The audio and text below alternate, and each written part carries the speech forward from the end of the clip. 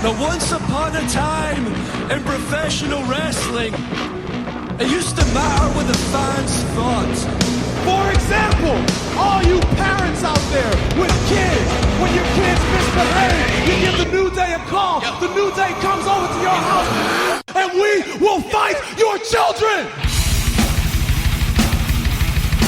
Now, don't get me wrong, a lot of wrestling sucks, but when it's good, it's fucking great. Wrestling is melodrama. Wrestling is mythology. Wrestling is action. Wrestling is comic books. The only thing wrestling isn't is wrestling. Who wants to take back professional wrestling? Welcome everyone to episode 98 of your favorite podcast, Around the Ring.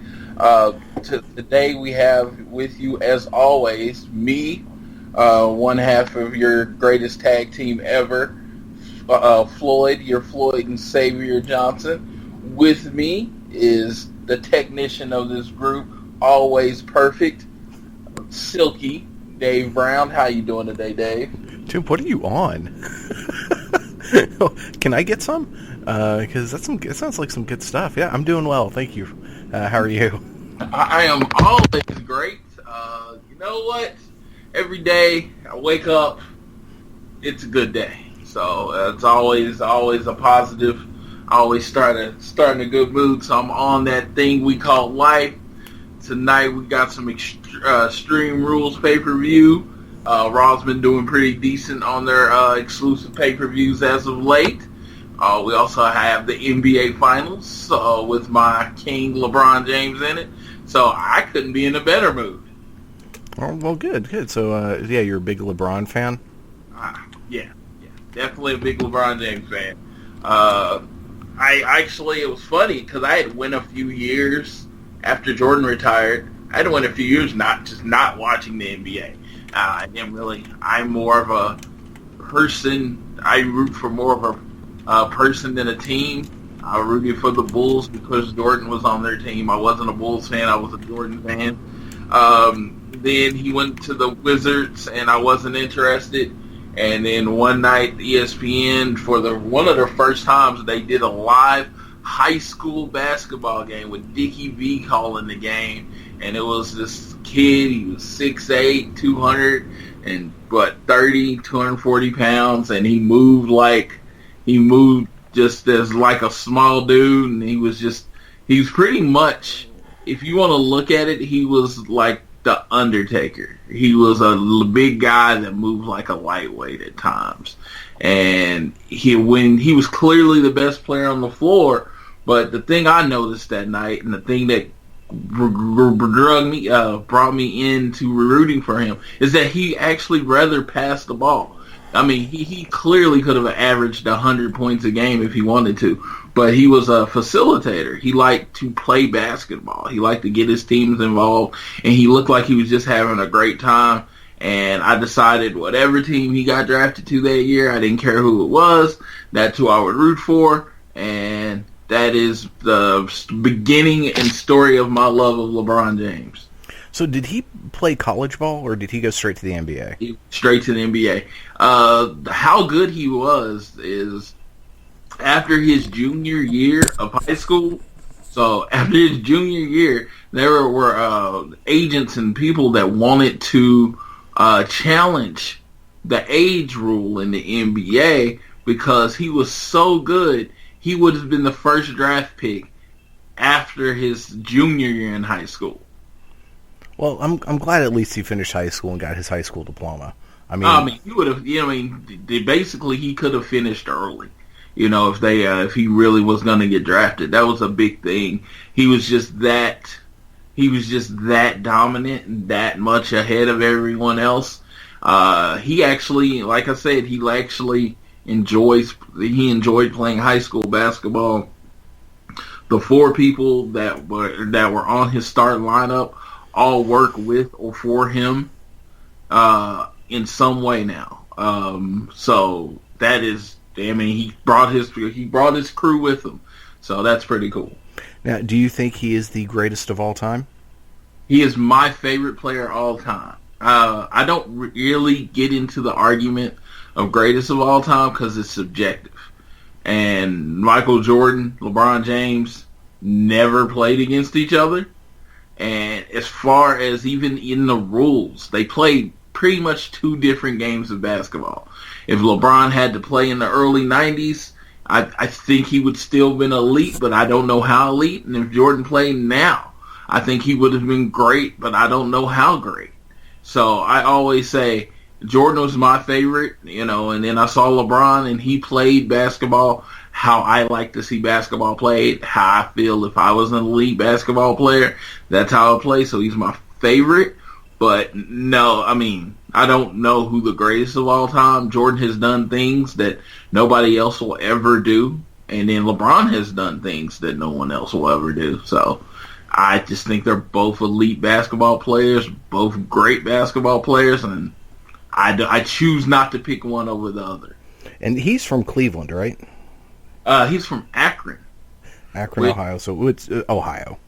Yeah, it would be like, you know what? It would be like somebody from Tulsa and someone saying, hey, you're from Oklahoma City, right? Okay, yeah, that works. Yeah. So what were your thoughts when he went to Miami? Personally, I wanted him to stay in Cleveland, or I wanted him to go to New York. As a fan, those were my preferences, was Cleveland or New York. Cleveland, I'd rather him played for Cleveland his whole career. That was me. I had already had my Cleveland jerseys, and so I was very comfortable with him in Cleveland. But then there was New York. I just thought, man, New York had sucked so long, and they still have sucked. They haven't gotten better. They hadn't won a title since the 70s, and I realized if LeBron James had went to New York and brought a title to New York, he basically, I think if he done the same thing now in New York that he did in Miami, I think most people wouldn't even question. They would call LeBron James the greatest of all time, because it's not necessarily what you do. A lot of times it's where you do it. True. I remember when he moved, and there was that whole big spectacle on ESPN, which drew mad ratings for them. And and I'm ignorant where it comes to this stuff. I'm like, LeBron who? I don't follow basketball. I know enough kind of about the sport to have a relatively not incompetent conversation. But yeah, it's interesting. Recently I've kind of changed the way I look at athletes leaving towns, because for the longest time I thought it was kind of, shitty when people would go from, especially people that would just bounce around. Now, sometimes it's no fault of their own. That just teams dump them and other teams pick them, they get traded, whatever. But I think in baseball there was Tony Gwynn, who played for the San Diego Padres, I think his entire career. Yeah. And he could have, his accolades would have been so much higher had he been somewhere else, because he was a phenomenal player, but his team always sucked. They were never very good. And he just stayed there. He was loyal to that town. But then it was actually with the whole Kevin Durant thing. When Kevin Durant left Oklahoma City, I had a talk with my boss, and when we asked her opinion, and she's like, "Well, no, it's I don't think it's a problem. It's no different than, if one of our coworkers gets a better job somewhere else and moves on, and they have to, they've gotten to a point in their career where they need to do something different." And so that really made me change the way I look at that. And I always disagreed with that point, and I still disagree with that point. To me, when you're in a city and we're buying your shoes, your jerseys, your jerseys, supporting you like that, it creates a different relationship than someone taking a different job. It's almost a familial aspect to it. You are part of the community. And when you make the choice to leave the community, as far as fans, I understand that as far as a business decision, I don't blame you.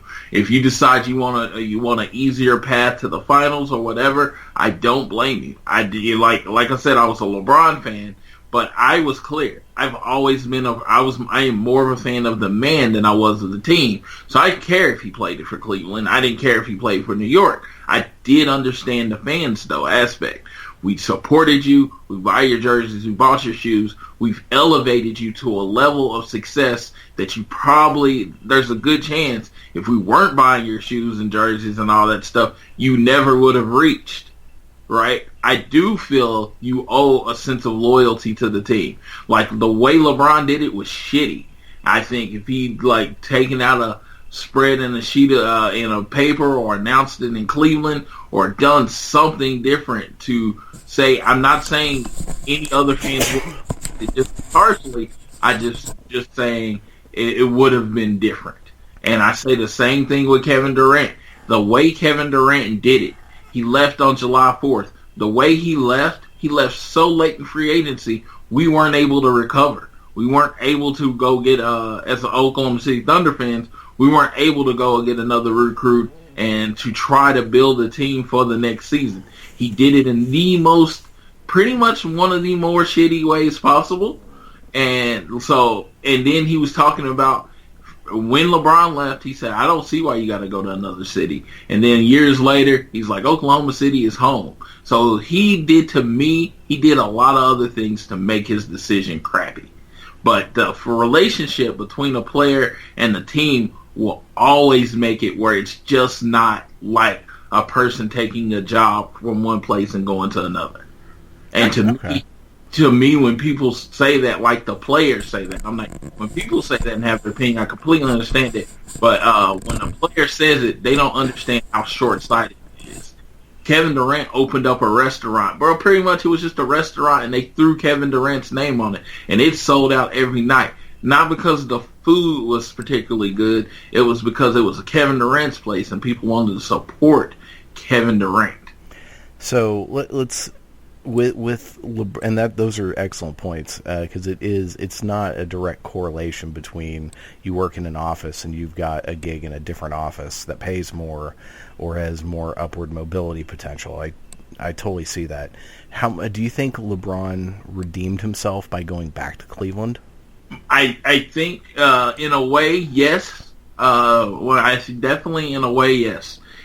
His economic impact on Cleveland was way different than Kevin Durant's economic impact on Oklahoma City. Oklahoma City, fortunately, has OU football, and then we had another superstar on the team called, Russell Westbrook. So the economic impact on Oklahoma wasn't as crippling for Kevin Durant.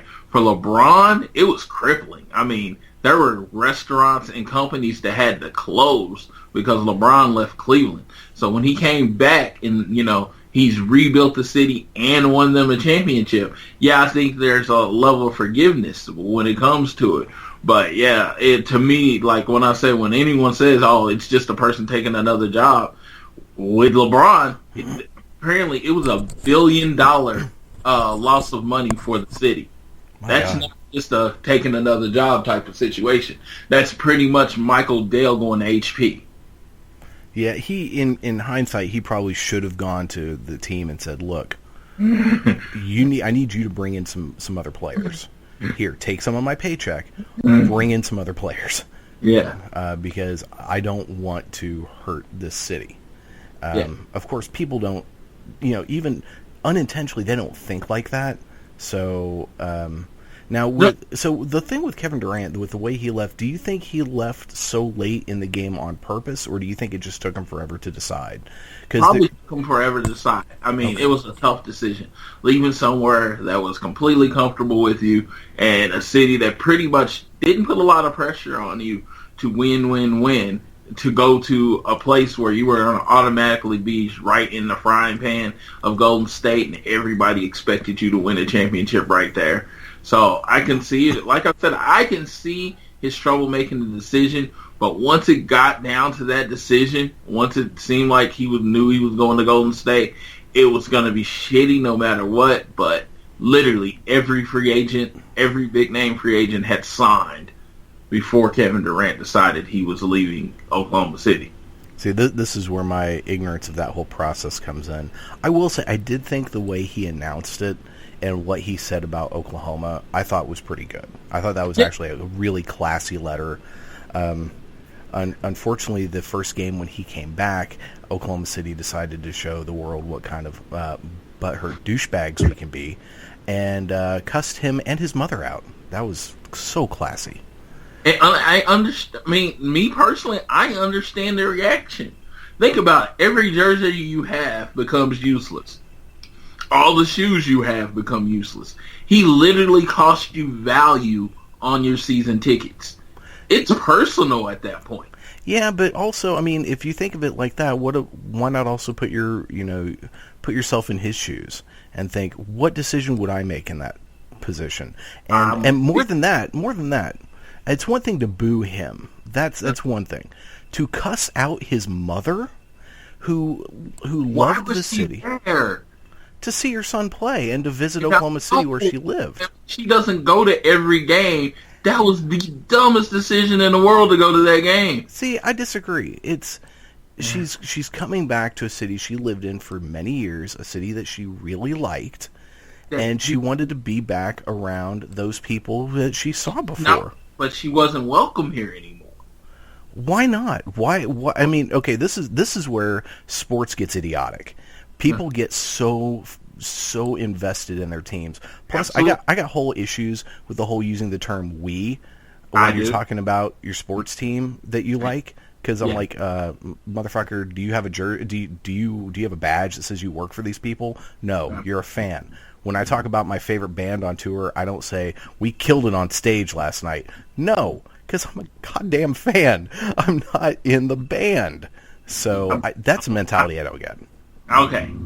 As I will use my example, I am what you would call, when it comes to Florida State, I am what you would call a super fan. I am a booster. What that means is I give a certain amount of money, probably way more than you would probably not be friends with me if you knew how much I give to Florida State every year. I invest in my team. I have season tickets. I have a freaking tattoo on my right leg.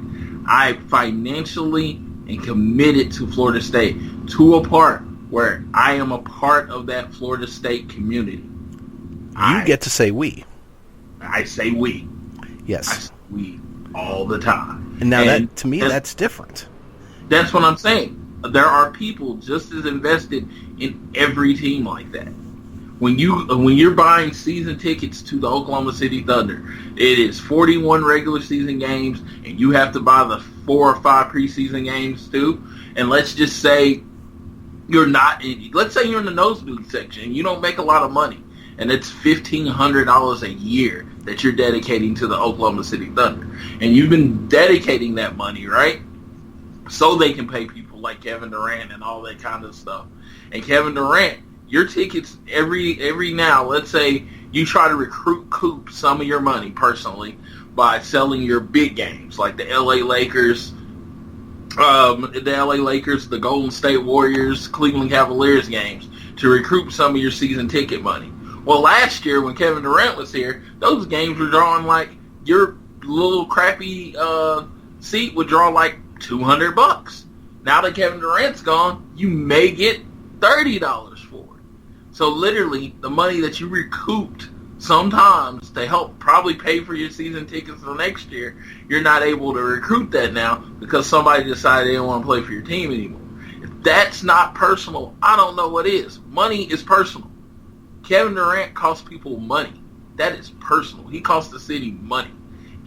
Everyone knew he was going to get violently booed when he came back to this city. His mom decided to come to the game to support her son, which, guess what? I've never been a parent, but you know what? You're going to do that. If you decide to do it, understand what comes with it. Because it's not reality. Sports is escapism. It's not real life. You can act dumb in a way that you can't act towards a person in real life when it comes to sports, because it's just sports. That's what it is. It's just like wrestling. When I'm booing Kevin Owens or booing John Cena and hating everybody around him, it's what you do at the event. Yeah, but so there's a difference between, that's like if John Cena's mom or grandma was in the crowd, is it okay to boo her and throw shit at her and cuss her out? Not saying it's okay. I'm not saying it's okay. Me personally, I would never make it physical. I would never yell at someone else. That's me personally, though. But when it comes to sports, it's like you are Kevin Durant. His mom, her mom, when Kevin Durant was doing good, she got all the accolades that came with being Kevin Durant's mom. She got to eat free. People treated her like she was a queen because she was Kevin Durant's mom. So if you're going to take all of that, guess what else you get? Yeah, I can see that. I just don't. If you take the positive, you have to be willing to accept the negative. Yeah, I don't think it is right to. It's one thing to boo. I don't think it is right to cuss out the poor bastard's mom. I've said this before on this show. The opposite of love is not hate, it is apathy. Love and hate are cousins. They're right together. So if you ever meet a person and they treat you like the greatest thing ever, understand there is a switch where they can treat you just as bad as they treat you good, because they go together, love and hate. Yeah. See, it's just so weird because I have such this default setting in me, which is when I think about how, generally speaking, because we all have days where we don't act our best, but I generally think would I want someone to treat me like this? And if the answer is no, I don't want to do that to someone else. Yeah, so, and I agree, but I wouldn't. To me, I wouldn't have done what Kevin Durant did either. Yeah, no, I mean, yeah, that's good. That's a very fair point. It's so in the case of, and I promise, folks, we'll get to wrestling here in a minute. We spent 20 minutes talking about basketball, but in a case where you've got an elite player that it means so much to a community and to a team, and it's to the point, for whatever reason, the team is not winning and this player is stagnating where they are. At what point does the player need to go to the team and say, look, something's got to change, or I need to leave because I'm not growing as a person or as an athlete? Does the community, does the city and the team need to go to the athlete and say, look, we can see you're stagnating. We need to bring in more people. Can you help us out? Can we pay you a little bit less for the next few years so we can afford to bring in some other people? Now, granted, if you're the New York Yankees, they've got more money than God, so it doesn't matter. They'll just throw down cash. But in a case like in Oklahoma City, a Cleveland, some of these smaller markets, where is it? Do they need to meet halfway? I mean, the only decision that would have worked for Kevin Durant is the year before, making the decision that you're going to leave or not leave the year before. If he would have made the decision the year before, if he was going to leave or not leave, say, hey, if we do this, I'm leaving. If we don't do this, I'm not leaving. And he would have said, okay, Oklahoma City, I'm leaving. I'm not going to sign back with you next year. And it allowed Oklahoma City to go out and make a trade and try to get some value back for Kevin Durant. That is the only way it would have worked. After he gets to that last year, you have to make the best decision for you. I'm not saying Kevin Durant didn't make the best decision for him. I'm saying he did. But once he did make that decision to go to the other team, you just have to expect the worst. Fair enough. Yeah. Now, how much? And I promise this last bit of basketball. How different would things have been had James Harden not gotten traded? James Harden's a top 5 basketball player, so at that point, Kevin Durant wouldn't have went anywhere, because we would have still had 3 of the top 5 basketball players in the NBA, and I honestly believe we would have won championships by now. That is probably and this is coming from someone who knows dick all about basketball, but even I could see when that happened, I was like, guys, what are you doing? This was stupid, because you had these 3 players who were like, elite level all-star players every year of their career kind of thing, and you just let one of them go. So yeah, but okay, so enough basketball, since this is a pro wrestling podcast. So Monday Night Raw. You'll run into the same thing in pro wrestling. And when there was two major companies, people went to WCW that people didn't want to go to, and people went to WWE. It's just not that whole local connection that you normally have. True. That is true, because that was something in the Monday Night Wars that was so exciting. When Scott Hall showed up that first night on Nitro, and he just walked out of the crowd and got in the ring, did his "Hey yo, you know who I am, but you don't know why I'm here." And then all of a sudden, it was people were showing up on. You never knew who was going to show up on which show, and then you have freaking Rick Rude on both shows the same night, which was awesome. I missed that. Yeah, it was. The great thing about it was, it was just a great time. It was pre-dirt sheets. Me personally, I knew there were some people that kept up on the internet and bought the magazines and did all those things to be up on the dirt sheets.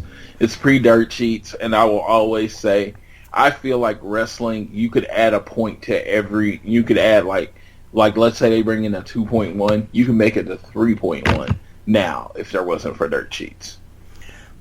That's actually good. But, I mean, so the thing is, the dirt sheets were there. The Observer was around.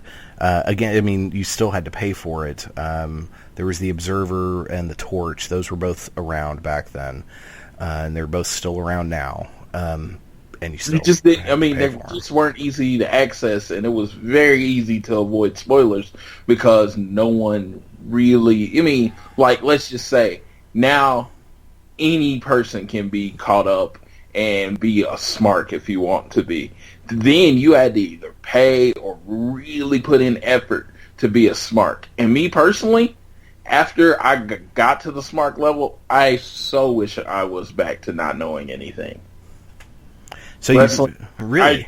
I appreciate wrestling more. I try to avoid spoilers as much as I can because I found I enjoy shows on a level multiplied when I don't know what's going to happen. That I agree with that. I'd avoid spoilers, but I love the backstage stuff, and I always have. I've always found that stuff just fascinating, how things happen and whatnot. But then, as a big time music fan, I find the behind the scenes, how artists work with record labels and all that, how that stuff works. I find that stuff fascinating. I love the stuff after they leave the company, and I like hearing how things happen later. I don't like it to know it either while it's going on or close to it. You like the post-shoot interviews. I do like the post-shoot interviews. I love CM Punk saying, "Hey, the Shield was my idea," and telling how it got to the people that it got to. And again, it's funny because even with the Shield, I was like, the whole stuff shoving Roman Reigns down people's throat thing did not start now. It started when he signed with the company. Mm-hmm. He was forced into the Shield role. Just think that was supposed to be Cassius Ohno. I don't think it would have worked as well. But I don't. And I think Roman Reigns was the perfect pick. But still, it's just like, hey, these are my guys that I want. Nope, Roman Reigns. That's who you get. Yeah, no, I remember because in that interview he did with Colt Cabana, which those two interviews were fantastic. It's a shame now those guys aren't friends anymore, apparently. But in that when he mentioned that the original idea was something it was going to be like Big Show, Daniel Bryan, and someone else, and CM Punk was like, "No, you need to keep Daniel Bryan as far away from me as humanly possible. We're like Brett and Shawn," which is a little arrogant to say. You're like the two of you are like the two of the greatest of all time. But for that generation, for that era, they were the Brett and Shawn. So yeah, keeping them apart was what needed to happen. And so yeah, it would be so different with Cassius Ohno. I mean, he bulked up, and not in like the beer belly kind of way, but in the beefy, muscly kind of way. Because he's tall, and he's obviously he's a badass, but he doesn't have that enforcer like I'm gonna F you up look. He just doesn't come off as intimidating as Roman Reigns does for all his beauty, for all of his, his shiny hair and his good looks. He is also an intimidating looking dude. He's a really tall, really built Samoan, and he looks like he will F you up. Certain looks on his face. He also makes some goofy faces, which I love. Those are some of my favorite moments with Roman Reigns. But yeah, you're right. The whole shoving Roman down our throats started many, many years ago, and it's never going to stop. So, so Monday Night Raw. I'm going to make a confession. I didn't watch it. And after I heard how bad it was, I made sure not to watch it. See, and that's the whole thing. Me personally, as a whole show, it wasn't that bad. I mean, highlights. They started off with a 6-man tag. Wasn't that bad. I'm not gonna go through results. I'm just saying the high points of it. The Samoa Joe, Finn, and Bray Wyatt triple threat match was good. I'm not saying it was amazing or they could have done better, but it was a pretty good match. Titus and Kalisto made me laugh. Where the show went off the rails, where it really, it almost gave the whole show a bad smell, was the Alexa Bliss, Bayley, this is your life moment. And I actually did see a couple minutes of that. It was literally the most dead and worst segment I've ever seen on Raw.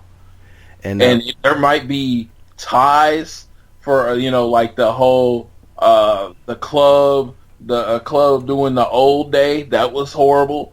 That might have been a tie, and there might have been things that were just as bad. But this is tied for worse because it was dead. I mean, the fans didn't want it.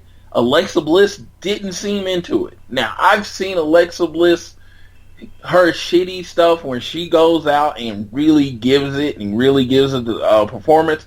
It felt like she was like, this has been done. This is stupid. I'm going to go out there. And it seemed like she even phoned it in. And it was just a horrible segment. Even the actors that they got to play their characters were horrible.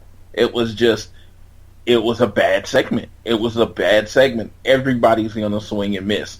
But this was so bad of a segment, it took what I would have called an average Raw show and just really, really dropped it. So now, do you think this did, and this is, I know you're not a fan of Bayley, but do you think this segment did any long-term harm to Bayley as a character? No, because it was 90% Alexa Bliss, and then Bayley did the little run-in part of it. So no, it didn't hurt either one of them great, because people that like Alexa Bliss, she's still over. Bayley is still going to be fine, and people are going to root for her. It was just I think more people were mad at the booking. This is one of those things where, you get mad at the company. Everyone was more mad at WWE instead of performers. Everyone has worked at a company where they've given you something stupid to do, and they said, hey, do it. You really don't have a choice, and you go out there and do it because they pay you. Yeah, I think you just described my 7 years working for Sprint. Yeah, so there you go. It's like, this was dumb. But everyone recognizes that Bayley and Alexa Bliss, once the decision comes down that you're going to do something, you don't really have a choice. You can't just say, Alexa Bliss can't just drop the belt and walk out the door. This isn't the days of the indies. So, no, she'd have to sit out the rest of her contract and then the 90 days, It's not like it used to be. True. I saw a couple minutes of it, and yeah, it looked the look on, because I was at the in-laws' house, and at one point everyone was gone, and I was just waiting for they went to the park, and I stayed back, and I was flipping on the TV, and so I was flipping between that and the last Hobbit movie, because where commercials kept dropping, and what little I saw of it, Alexa, just the look on her face, you could see it in her eyes that she was thinking this whole time, my God, this is the worst crap they have ever handed to me. This is awful. See, here's the problem, though, is what's going to happen is, I suspect, if anyone gets blamed for this being bad, it's not going to be creative and the people who wrote it. It's going to be Bayley and Alexa Bliss. They're the ones that Vince is going to go, well, you screwed this up.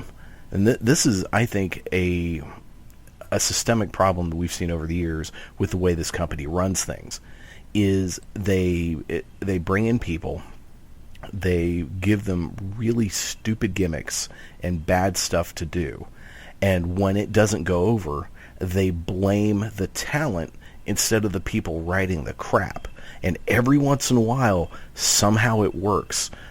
Dusty Rhodes in purple polka dots. Purple and yellow polka dots. Or was it black and yellow?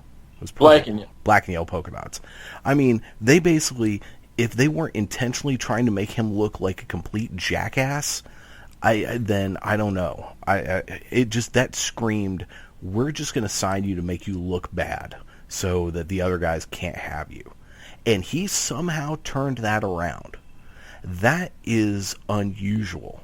And this company has for many years, has pretty much ruined talent because they don't know what to do with them. And that's my fear with what's going to happen with this segment is you've got Alexa Bliss, who is phenomenal on the mic. She's one of the best talkers in that company, period. She is incredible. You've got Bayley, who has the potential to print you money. That girl has the potential just to basically become WWE's next Mint, and just money, money, money, money everywhere. And they do something like this, and it kills momentum. No one gives, I think, two shits about this match. And first of all, the gimmick for this match, and we're going to get to our predictions for Extreme Rules here in a minute. Kendo stick on a pole. Are they channeling their inner Vince Russo for this? What the fuck? Kendo stick on a pole. How about just a kendo stick match? Just have a whole bunch of kendo sticks laying around. They can beat the piss out of each other with those. No, put it on a pole. Great idea. When one of the people in the match is a goddamn hobbit.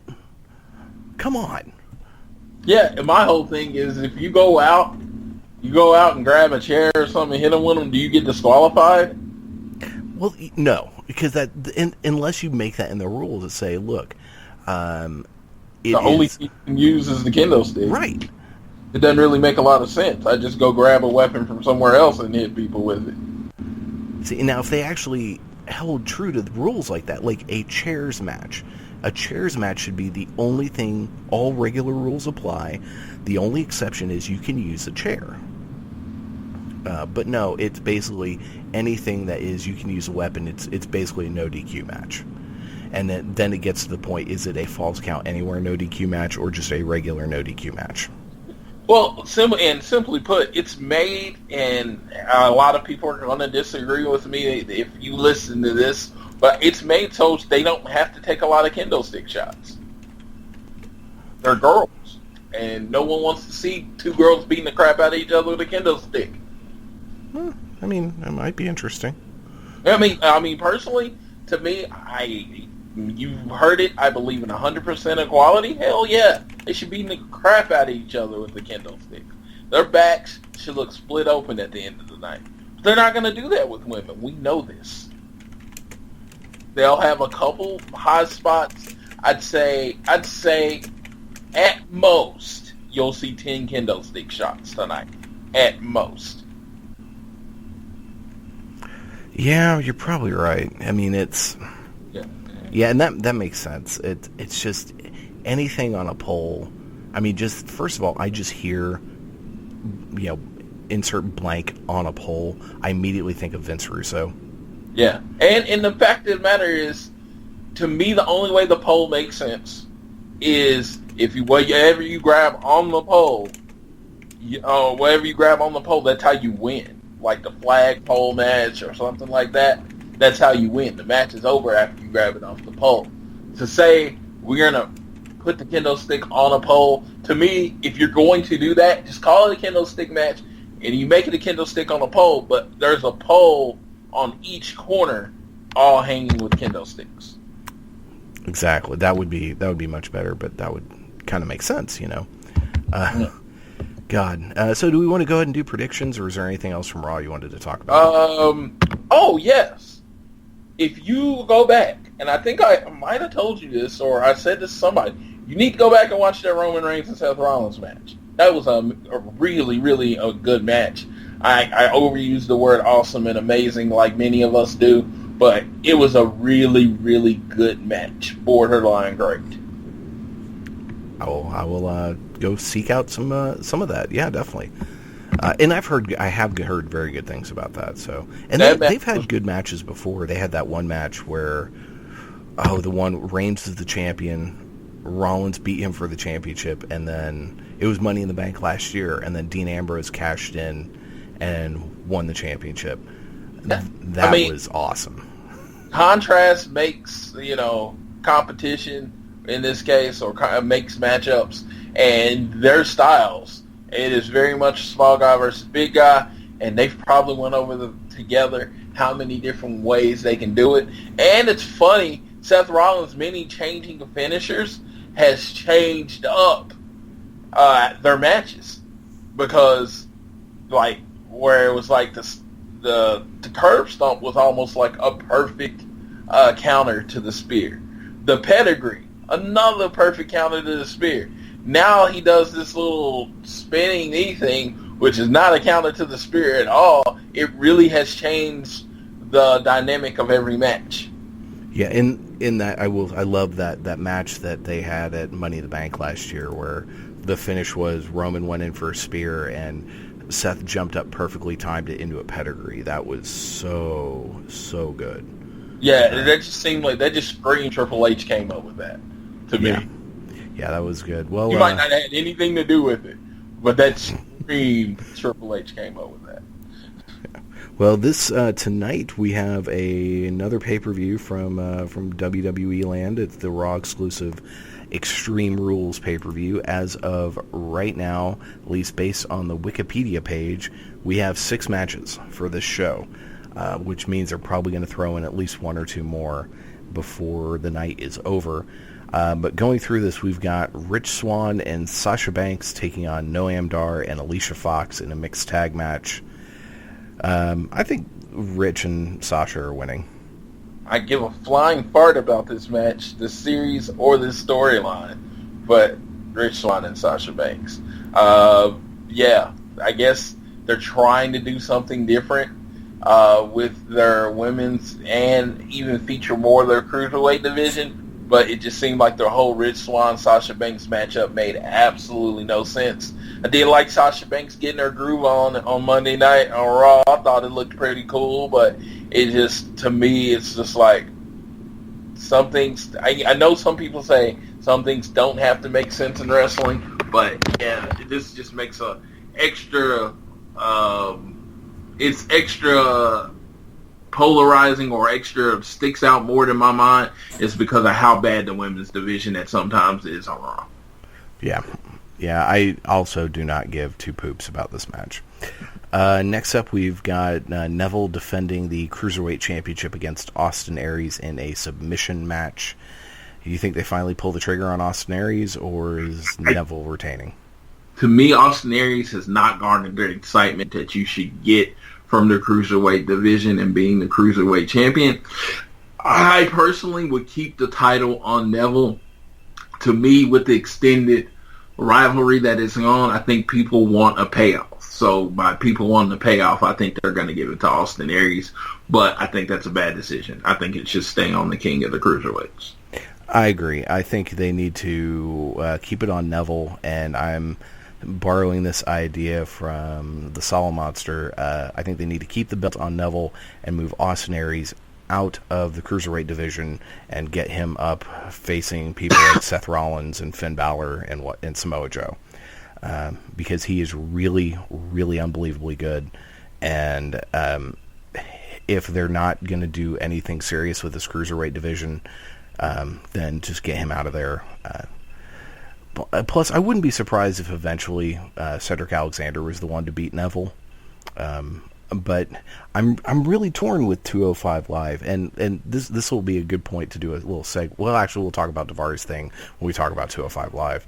But I'm really torn. It's like I really like a lot of the people on this roster, and I cannot bring myself to watch this show. And we've talked about this a lot.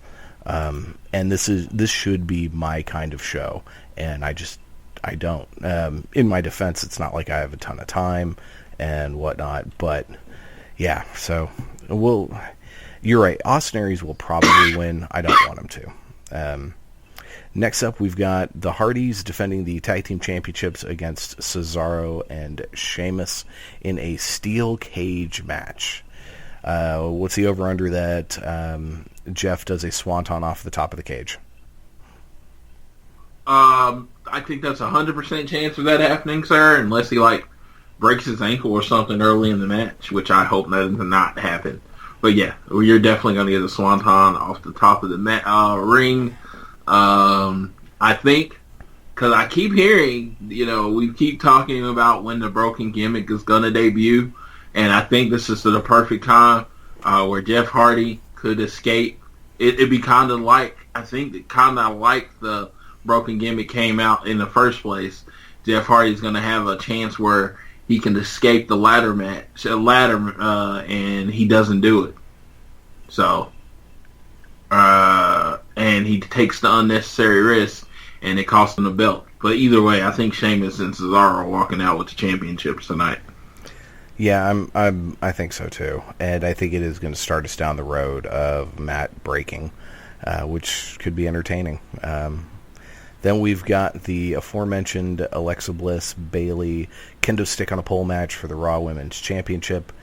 I think they need to keep the belt on Alexa. I think they need to keep the belt on Alexa, but I think Bayley walks out with the title tonight. I mean, it's been just too one-sided of Alexa beating up Bayley. And, again, Bayley is the John Cena of the women's division. And just like Cena, she has to prevail in the end. So, speaking of Bayley, do you think it would have been better for her to move over to SmackDown? No. I'm glad she is where she is. Okay. Then we've got the Intercontinental title match. Dean Ambrose defending against The Miz. Stipulation, if Ambrose gets disqualified, he will lose the title. They need to put the belt on Miz because Dean Ambrose is not doing anything as IC champion. But yeah, The Miz elevates the title. He allows for new rivalries. Dean Ambrose has to be, to me, I'm doing a little head movement right now. He needs to be that loose cannon, can fight anybody at any time type of guy. I think The Miz doesn't need the belt, but the belt needs The Miz. Agreed. And then the main event, Fatal 5-Way for the number one contendership. The winner gets to face Brock Lesnar at Great Balls of Fire. Still can't believe they named a pay-per-view that. Roman Reigns, Seth Rollins, Finn Balor, Bray Wyatt, and Samoa Joe. I don't think they're giving it to Roman. Okay, Roman and Brock are going to try to keep away from each other as long as possible, unless they're just going to take the belt off Brock. Like, if Roman wins, he's going to beat Brock. That's how I feel. I feel like they have just said, you know what? We can't keep Brock without the title for this long. But personally, I think it's going to be Joe or Balor. If I had to pick, that's what we do, I'll make a prediction that Finn Balor wins and then goes ahead and gets the belt at Great Balls of Fire. So you think Finn will beat Brock? Yeah. I would like that, actually. I don't think it'll be I don't know if it'll be the club. I don't think it'll end up being straight up, but I think he'll beat Brock. I think they need it. I think they're realizing how much Raw is struggling without the Universal title. You built a title specifically for a show, so your show has a champion on it, and then you take the title away from the show. Since the last person that had it was Goldberg, it literally hasn't been defended regularly on the show since February. Yeah, and it was one thing when you had one world title and two secondary titles, and the world title was gone on a dude who came back once every 6 months. Because you had two other belts you could fight for, and you could elevate those two. And they don't have that now with the brand split, and I'm completely okay with if you're going to have two separate shows, they need to each have their own title. So yeah, I would love to see Finn win, but I'd be just as okay with Samoa Joe winning. the great thing about either of those two winning is it is a fresh match. It's something we've never seen, and it could be, at least if Brock tries, that it could be really interesting. Do you think there's any chance in hell Bray Wyatt wins? No. I mean, him winning, I don't, and might be another opinion no one agrees with. I don't like Bray without his family. I agree. I don't like solo Bray. It's just, to me, it takes something away from him. So, but yeah, I don't think Bray's going to win. I think somehow it'll lead to another feud for Bray. Maybe if Finn Balor wins, maybe it leads to another Bray and Roman Reigns program, which I have no problem with because I like how they work together. But it's going to lead to something. Yeah. So that is Extreme Rules. We will tomorrow have our Extreme Rules review up on our YouTube channel, so make sure to head over to youtube.com/AroundTheRingOK. Click on that subscribe button, and that way you will be notified as soon as the show drops. So SmackDown this week. I did watch SmackDown yesterday, and I thought overall it was a pretty good show. It was. I agree with that. Yeah, the few notes I have, Baron Corbin still has real issues delivering his lines, and I just don't know if it's his voice. I don't know, because bless his heart, he has kind of a lisp, and there's nothing wrong with lisps. But when you're trying to be this super big badass man, and you talk with a bit of a lisp, it really just kills the aura. Like back when he first started in NXT and he didn't talk and he just walked out and he was just like, he just had this presence about him. Then he opened his mouth. And I was going to say that is a big thing with me and Baron Corbin. He shouldn't talk. Agreed. Like he's like, there's enough talk. It's time for action. To me, he should have just came out and started beating the crap out of Shinsuke Nakamura and Kevin Owens joined in without saying a word. Yeah, and that was a pretty good little tag team match they had, I thought. Yeah, I thought it was a pretty good match. If you follow our tweets on around the ring, I was like, if you didn't know Kevin Owens and Baron Corbin were going to team up, going to turn on each other, then you don't watch wrestling, because that's pretty much both of their gimmick is that they don't like anybody else. Yeah. Speaking of, make sure to follow us on Twitter at AroundTheRingOK. Floyd live tweets during Raw, SmackDown, and the pay-per-views, so it's very good, very entertaining stuff. Now, the segment I was most looking forward to, because I saw your tweet, the Usos coming out is kind of doing my gimmick. They kind of borrowed my gimmick. So, they did. Yeah. They did it in a different way. They didn't make the big thing. They just basically ran through the list of tag teams in SmackDown and said, we beat them. We basically, they don't have anyone else. And then the New Day's music hits.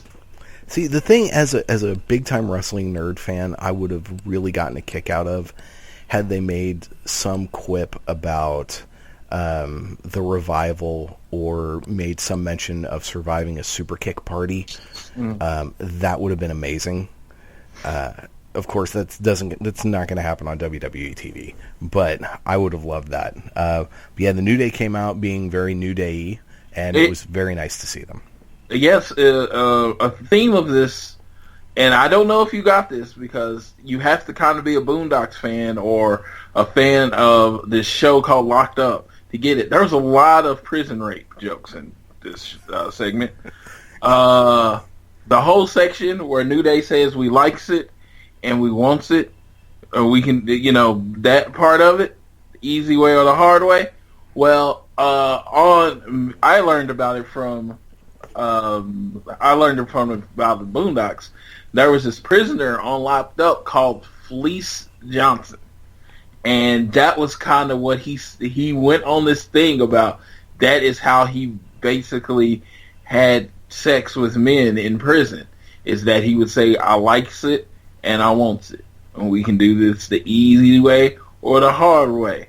But the answer better be yes. That's fantastic. So we got that. And then the Usos said they're going to take the unicorns out back like old Yeller and one of the other Usos said "blop blop," so that was about shooting people in the head. So, and I love New Day's reaction to that. He's like, "Whoa, that's hard." And Xavier's like, "Oh, honey," it was just so good seeing them back on TV. And Usos play a perfect foil for New Day, but honestly can say that was one of my favorite segments because that was close to the PG-13, what I've always been used to WWE being. So, yeah. Well, yeah, and that was... New Day is really, I mean, they push the limits and then they'll make jokes about the limits. And they do a good job of doing it in a way where generally, I remember when I was a kid and I didn't get a joke, I would just laugh and pretend I got it. You know, that kind of thing. Right. They do it in such a subtle way where you can't ask your parents to clarify. You just kind of laugh or not laugh. That's on you. Exactly, and that's the thing. Then you hear it years later and you're like, oh, that's what they were saying. Oh, so they were talking about prison rape there. Oh, that's crazy. Or, Big E was talking about his penis. Okay. Okay, yeah. Yeah, what else happened? The Fashion Files I thought was fantastic. And this is what you're supposed to do. This is a great undercard promo or a type of storyline is about Breezango. It's a great way to add to a show. I think they're a comedy act, and it works. Yes, and then the match they had later on was just super entertaining. Yeah. And then Tyler Breeze, like, changing into the janitor outfit in the middle of the match was fantastic. So yeah, that was a lot of fun. I can't believe I'm uttering these words, but I'm really enjoying Fandango. Yeah, and the whole thing where they can hear each other's thoughts. Fandango playing the kind of funny straight man, it's working. It works, and to me, SmackDown, keep it up. It works. Yep. And then there was the women's brawl. So the women were supposed to have a fatal 5-way to determine the number one contender to face Naomi at Money in the Bank, and the match never happened, and they just tore each other apart. I thought this was great, especially that powerbomb spot through the table. That was a really good spot. I think they did a really good job. There was no major, just like spots that were bad. Charlotte's backflip, as usual, did not hit anyone. I thought with Tamina and Natalya there, I was like, they're both two bigger women that can actually handle the spot. I thought they would do a great job of catching her. Nope, completely missed. They sell it. It's the greatest thing ever, but she may have hit both of them with her arm, maybe. Yeah, well, to be fair to those two, Tamina and Natalya did spend the majority of their career wrestling people like the Bellas. Yes, but what Charlotte has to learn to do, and I would tell her this if I was the person in the backstage, someone that, has done this before, you kind of got to aim your backflip at them. I think her thing is she goes to make the backflip look as awesome as possible when just hope you get under her. I like her to actually kind of do more of a straight backflip instead of the big overarching backflip where it actually goes at the person so they have room to... Basically, they don't have a choice to catch you. Right, yeah. But, man, she does have a great moonsault. Gotta give her that. I mean, it's beautiful. Yes. It just never hits anything. I mean, it reminds me of the reason I hated John Morrison in the WWE. His Starship Pain. It was a great move, but it was the Starship Hand most of the time. That's his. That's the split-legged moonsault with the twist, right? Yeah, he never hit anything. He never hit it. His opponents probably loved it. I mean, yeah, because it's like, oh God, I got to sell this, but I got to sell this hand. I'm like, come on, I'd rather sell the Cobra. Could sell the Cobra. So Shane McMahon came out and made a women's Money in the Bank ladder match for Money in the Bank with these 5 ladies. Are you excited about this? I think I'm looking forward to it. I think it's something new. I am excited because Charlotte's in it. I was like, if they tried to do this without Charlotte, I'd be upset. Because Charlotte is the definition of equality. She'll take any bump you got. She will go out there, and especially with Becky in there, they'll try to break each other. They have no problem with it. The ladders will be used with those 2 in the match. They generally, and like I said, it's a good 5. They got a good 5 that are willing to take bumps, and they don't care about the sores and stuff that'll be on them the next day. They're going to do everything they can to make this match memorable. Sucks. It really does suck that Naomi's not going to be in it, because I could imagine her doing some pretty athletic stuff off the ladder. She's not even going to be at the pay-per-view. I mean, she'll probably come out for commentary. I would like to see them do a thing where they give Lana a title shot, or someone maybe. I am of the opinion that they do so well with the women's title that, and I love it so much on the show, that there's no way there should be a pay-per-view that they have and it not be defended. You know what they should do is they should have her come out and issue an open challenge. That would work too. And because you could do a few different things. 1, you could bring back Lana.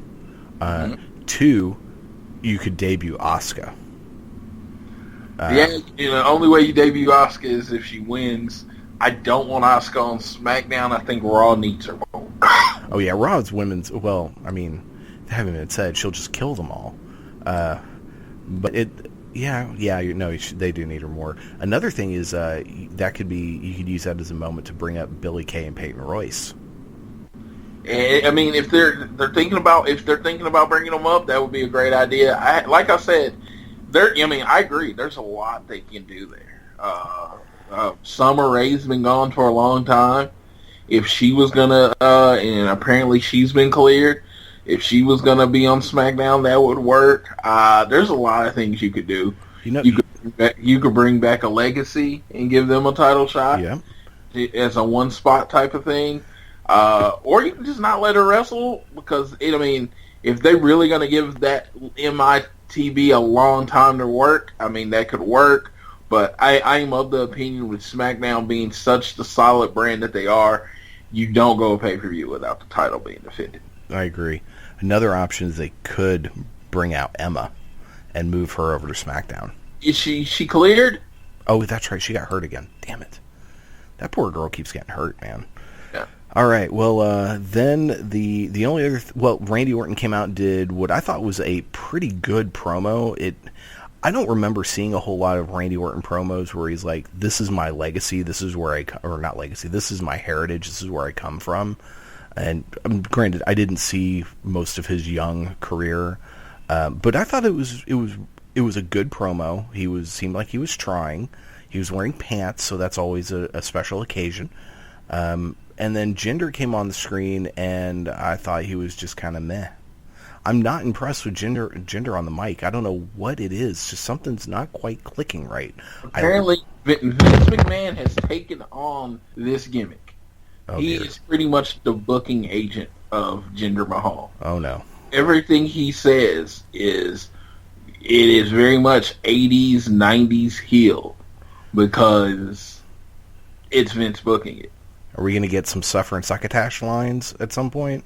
Because the last time Vince got real personal was when Roman Reigns was dishing out nursery rhymes. If you can't get him over, I can. That's what Vince says. And he's just building Jinder Mahal as a monster heel. But like I said, he's the champion now. I would like to see a different sort of heel gimmick instead of the you hate me because what I look like. Because at that point, that has already been established. He's already the champion. I really need his promos to evolve.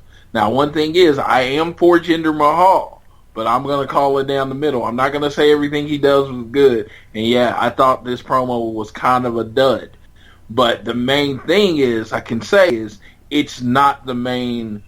it's not the main gimmick on SmackDown.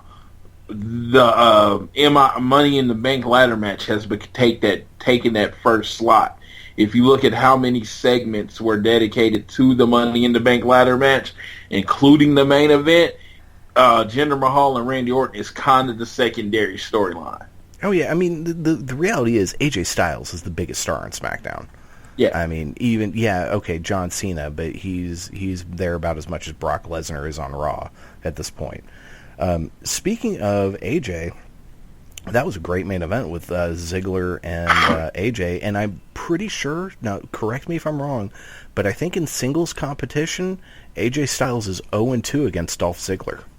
Dolph Ziggler is on fire, and me personally, at the end of the match, I thought they missed a great spot for end of the match. When AJ was coming for that phenomenal forearm, if a la Shawn Michaels, he comes off for it, and then Dolph catches him in mid-air with that super kick, that would have been a way better ending than what we ended up getting, which was more of a strategic ending. I caught AJ slipping, and then I caught him kind of in the back of the head with a super kick, and that's how he won. But it would have just made for more of a phenomenal ending if AJ jumps off the top ropes and gets super kicked. And that's what I thought they were going for. So in that way, they probably did something slightly different because people were going to expect that. But yeah, I thought this was a really fun match. These two guys have really good chemistry together. And yeah, I enjoyed it. I want it to be a main event of a SmackDown pay-per-view because I just think, given that 30 minutes that they generally give the main event on SmackDown pay-per-views, that they could really tear down the house. Oh yeah, because man, at some point, let's say a few months down the line, AJ's WWE champion, whether he wins it via the briefcase or some other way, and at some point Ziggler comes out and says, "You know what? I've beaten you twice. We have been in this ring one-on-one, and I've beaten you both times. I deserve a shot at that." Yeah, and that's all he has to do. Boom, and that would actually seed some doubt as to whether or not Ziggler might win because he's beaten the guy twice. I mean, now granted, WWE booking screams AJ wins, but yeah, SmackDown, I enjoyed it. I really did. It was funny. Last night I sat down and I had the day off yesterday, and I was pulling up to watch some wrestling. I was like, I guess I should watch, Raw or something. And I'm looking, I was like, ooh, Best of Super Juniors. Okay, so I was like, yep, everything else goes on hold. I'm watching Best of the Super Juniors.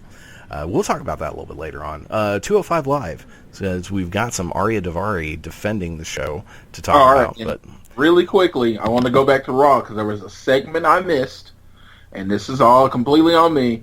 There was a Goldust and R-Truth segment where Goldust basically went back to the 90s and did the whole promo with same movie quotes and how he's going to go after R-Truth, and it was perfect, and it was what's needed. It was great. Again, I'm all about, you have your main storylines, but what's going to build Raw and SmackDown up, it's going to be the secondary storylines. Well, while Goldust is cutting his promo, R-Truth cuts in and does his own version of that 90s promo, and he, of course, is using black actor characters like he used Jules Winfield's lines from Pulp Fiction. And it was, to me, some people didn't think it landed. I thought it was brilliant. Again, I am a fan of 90s WWE, even when it wasn't at its height. And I feel like the Goldust and R-Truth both have a lot still to give in the ring. So the fact that they're really building into these characters and really trying something different is I'm really into that. If you both know, both of those guys are damn near 50.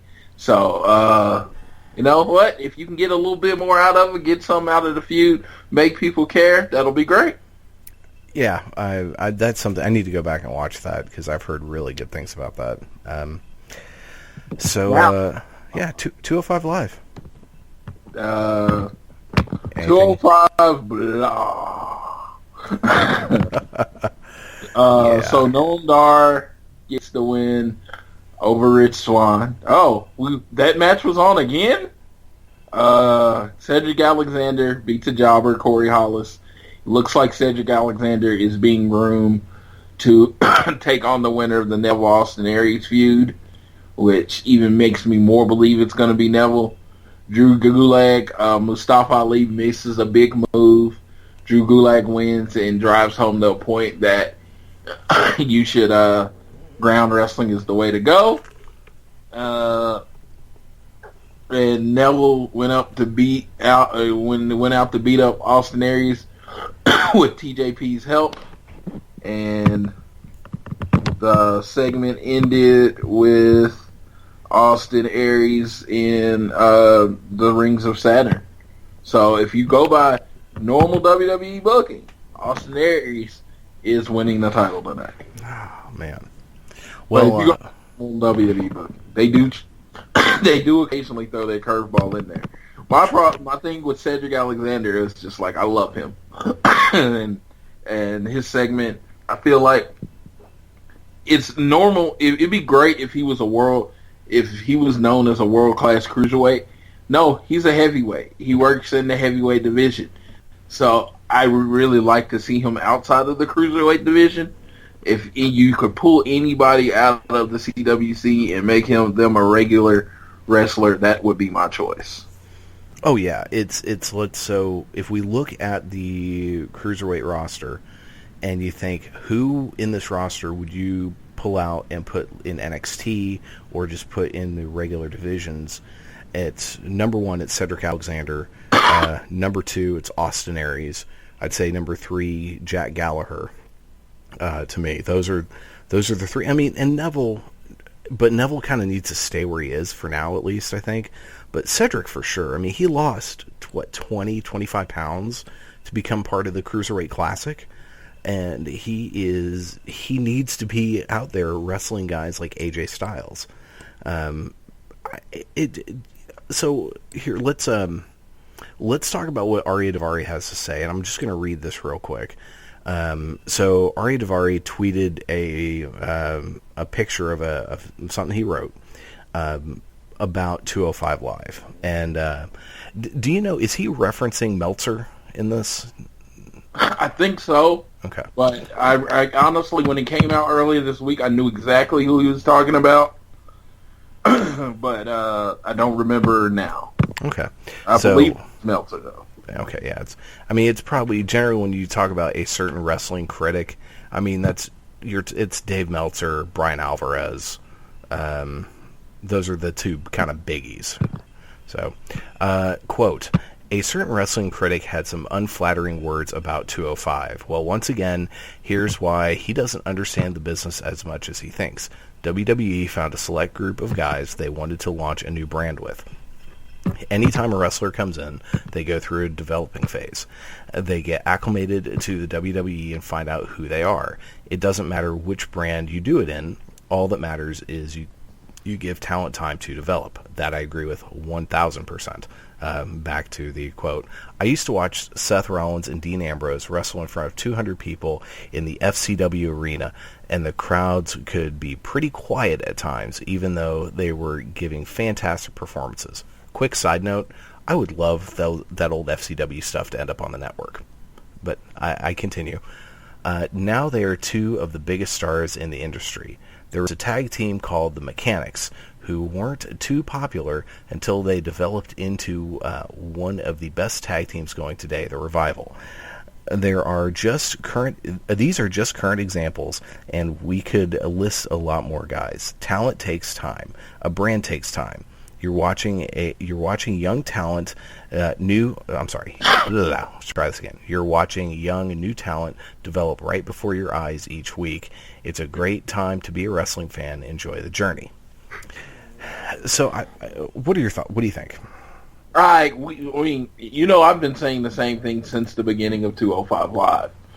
But I also can say this. At this point in the 205 Live, it's getting in the point where the buzz should be catching up. I feel like people should be staying after for the show. And if you look at the crowds, more and more people are staying after SmackDown for 205 Live.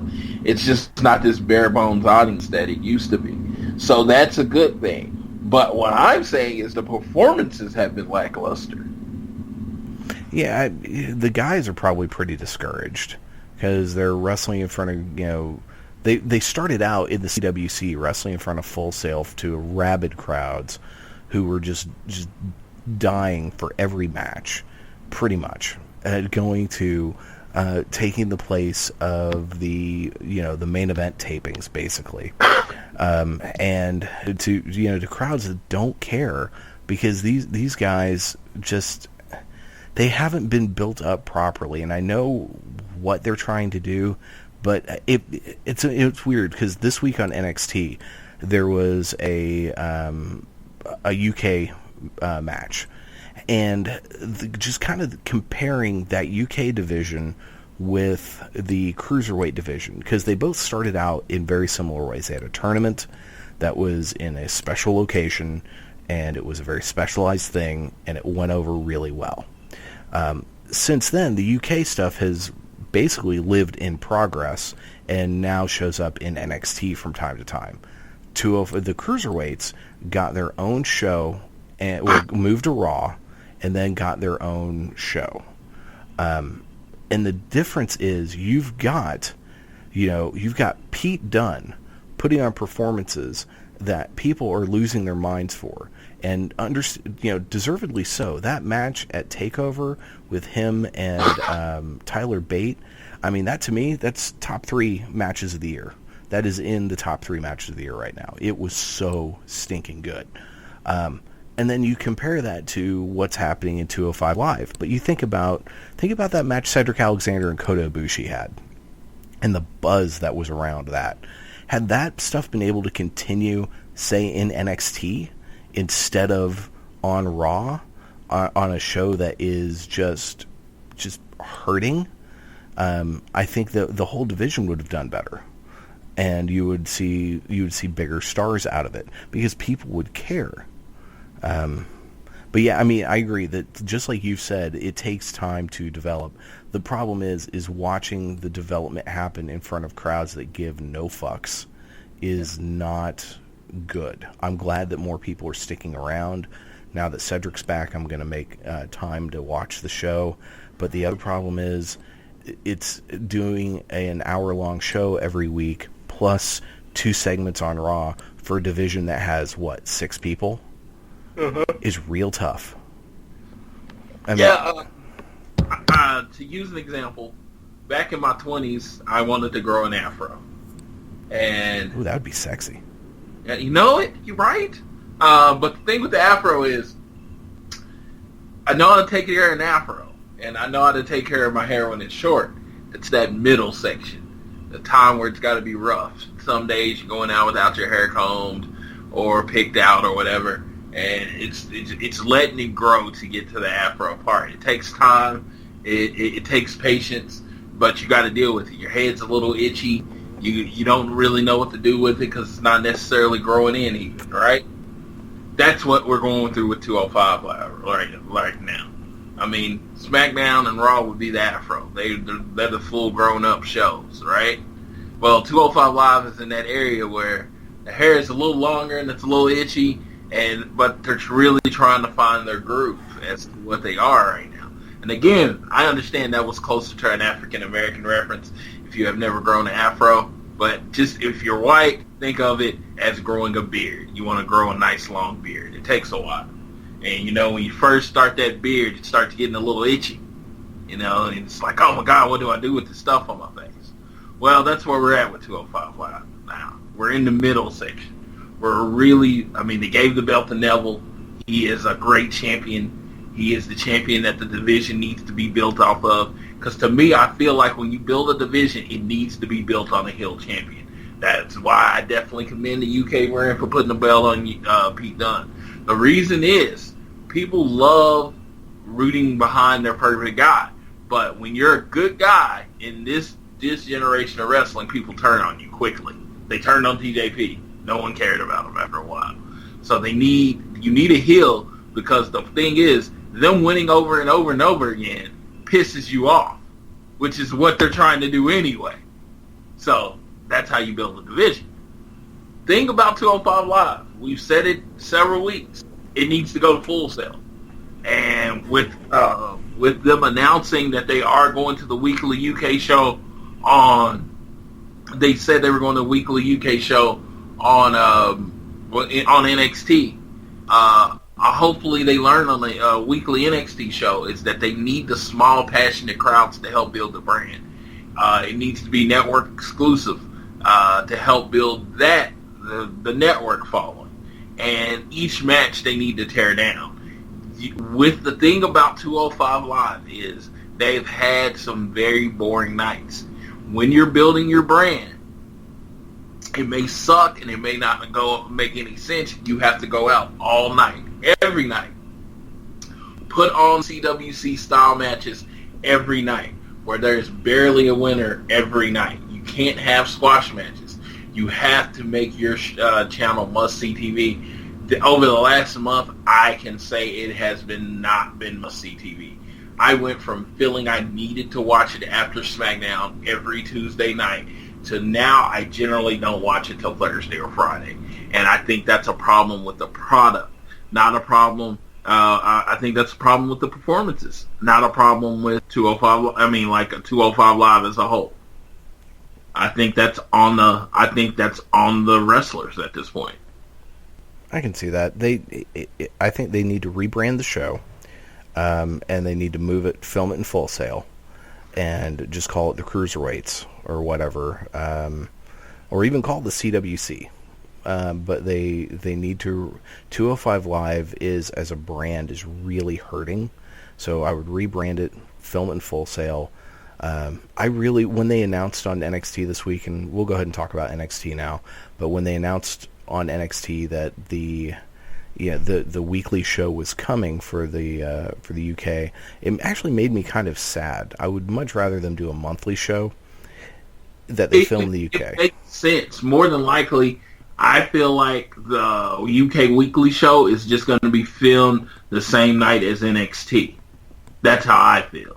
I think it's going to be at Full Sail, or the next night. I think they're just going to do more tapings at Full Sail. And I think they're going to do like the 4 weeks in advance like they do with NXT. And I think there will be a buzz around the show. And I think if they get more UK people, I think they might even introduce a tag title to the UK brand. Because it's basically going to be Progress. So that's what I'm saying. It's just like, I think there's going to be more to it. I don't think it's going to land flat on 205 Live like 205 Live. Because I don't think they're going to be forcing it before Raw. Yeah. I know one thing that has also been talked about in some of the rumors is that there are still continued conversations with Progress and with ICW to bring those shows onto the network. Well, if they filmed, let's say they filmed the UK show as part of those Progress and ICW shows, and did them all of that in the UK, and then brought the guys also into NXT, or have them defend big matches on takeovers, because the problem we're going to run into is it's too much. I mean, yeah, on the one hand, you can just start to pick and choose what you like. And I'm actually getting to that point where I'm about to make a conscious decision that maybe I'm not going to bother with Raw, and I'm just going to watch, NXT, SmackDown, and Ring of Honor, and some New Japan when I can, because I really much prefer those shows. And even though it sucks because there are a lot of people on Raw that I really like, I also don't have the time to give WWE 10 to 15 hours of my freaking week. So it's so let's go ahead and talk about NXT. They had a new opening, a new song, which still sucks in my humble opinion, but I really like the video part of it. I thought that was cool because they really highlighted who's on the roster now really well. Okay. Show had Tommaso Ciampa coming out, cutting an excellent freaking promo, explaining why he turned on Johnny Gargano, And I thought this was spectacular. It was such a great promo. He was reluctant, and I love how he says, he felt betrayed, and that if he was going to have to go away for a while, so was Johnny. I thought this was fantastic, and I would love at some point in the future they have a confrontation, and just even Johnny Gargano saying, "Look, dude, I'm not going to fight you. I was never going to leave you. I'm sorry you felt that way," and just have some kind of interaction like that at some point, I think would be great. But I thought this was fantastic. What'd you think? I thought, I didn't know Tommaso Ciampa was built as a monster in ROH, so the little ROH I saw, he didn't talk very much. So I didn't know he had this in him. It was very real, a very reality-based heel turn. It's not like I just went crazy and just decided to betray everything. There was a reason for it. I didn't want to be forgotten. And the one thing, I tore my ACL. Basically, he let you know he wrestled a match on a bad ACL. I tore my ACL. We lost. And I decided I didn't want to be forgotten. And it was a very realistic heel turn, a very sympathetic heel turn. It didn't, of course, the Full Sail crowd is an amazing crowd. So they go into, they definitely cheer who they're supposed to and boo who they're not supposed to, which is because they know they are a part of the show. So they booed him because they were supposed to boo him. But I think Tommaso Ciampa came out with more fans in this than he lost. Agreed. Yeah, this was, and you're right. I was a guy who, in Ring of Honor, I didn't get it. I didn't enjoy him at all. And when I remember when he and Johnny Gargano showed up that first time in NXT as part of the first Dusty Classic, I was really excited.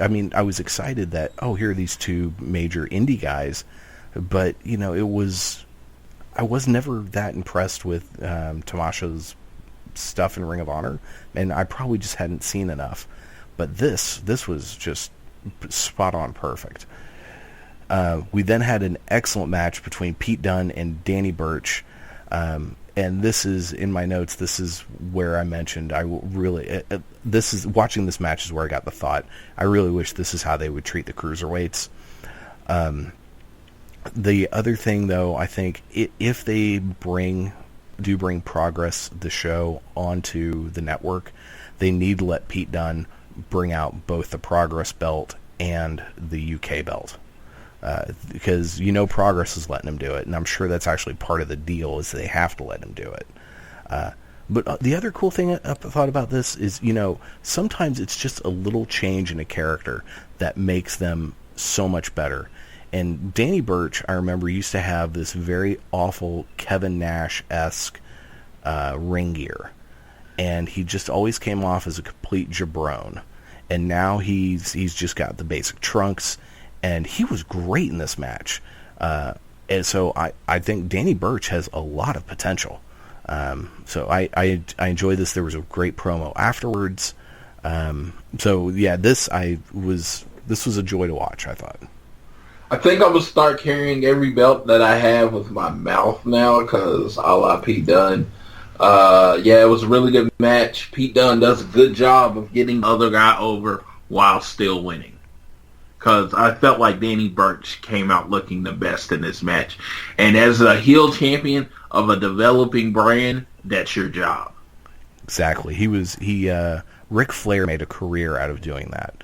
Of being a heel champion that made his opponents look really good, and yeah, Pete Dunne did that in spades in this match because Danny Burch, he barely lost, but he came out of this looking great.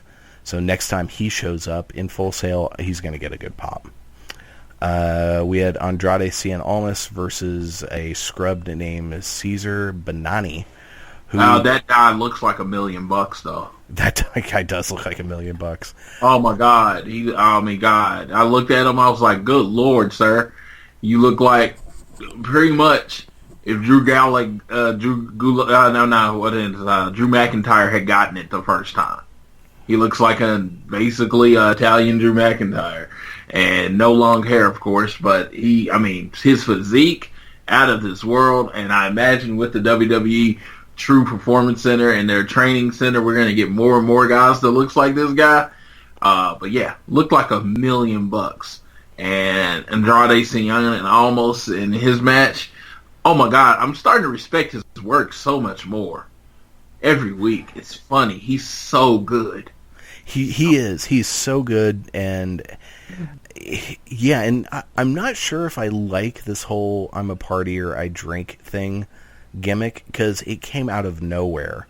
It was like, at first, he was just like, I really want to beat people up, especially when he turned heel, and now all of a sudden he's like, nah, I'm just going to go get toe up. I mean, they need to do some promo, some video package, something to explain. They have. Oh, they have? They've showed him late night partying and how he's enjoying life and just having a good time. They've done that kind of stuff. But have they, at any point, have they had him explain what the change? That's what they need to do. Yeah. They need to have him just go, look, I come here, I do my job, I was putting my all in, and I kept losing. And you know what? Life is too short. I'm going to go have fun. I'm living in freaking Florida. I'm making good money. What do you expect? And that's what I'm waiting for. But this is where I have a question to pose to you. And it was watching this match that the question came to me, because I just had a bad feeling watching this, that WWE doesn't quite know what to do with Andrade, and it made me think, okay, and also, to be fair, I did get some of the idea from this from another podcast, which I can't remember at the moment, but there are so many rumors floating around that Adam Cole, reDragon, possibly Dalton Castle, Donovan Dijak are all on their way in to NXT. So if you were the one signing, let's say you were going to sign 6 new people, say Adam Cole, reDragon, Dalton Castle, Ricochet, Donovan Dijak, let's just say those.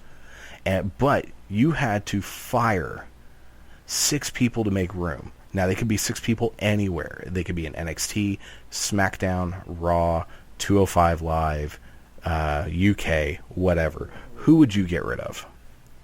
Heath Slater, Curtis Axel, Apollo Crews, The Ascension, and Grand Metalik. They haven't done shit with Grand. Where's Grand Metalik? He's on 205 Live. That's what I'm saying. I would just let him go.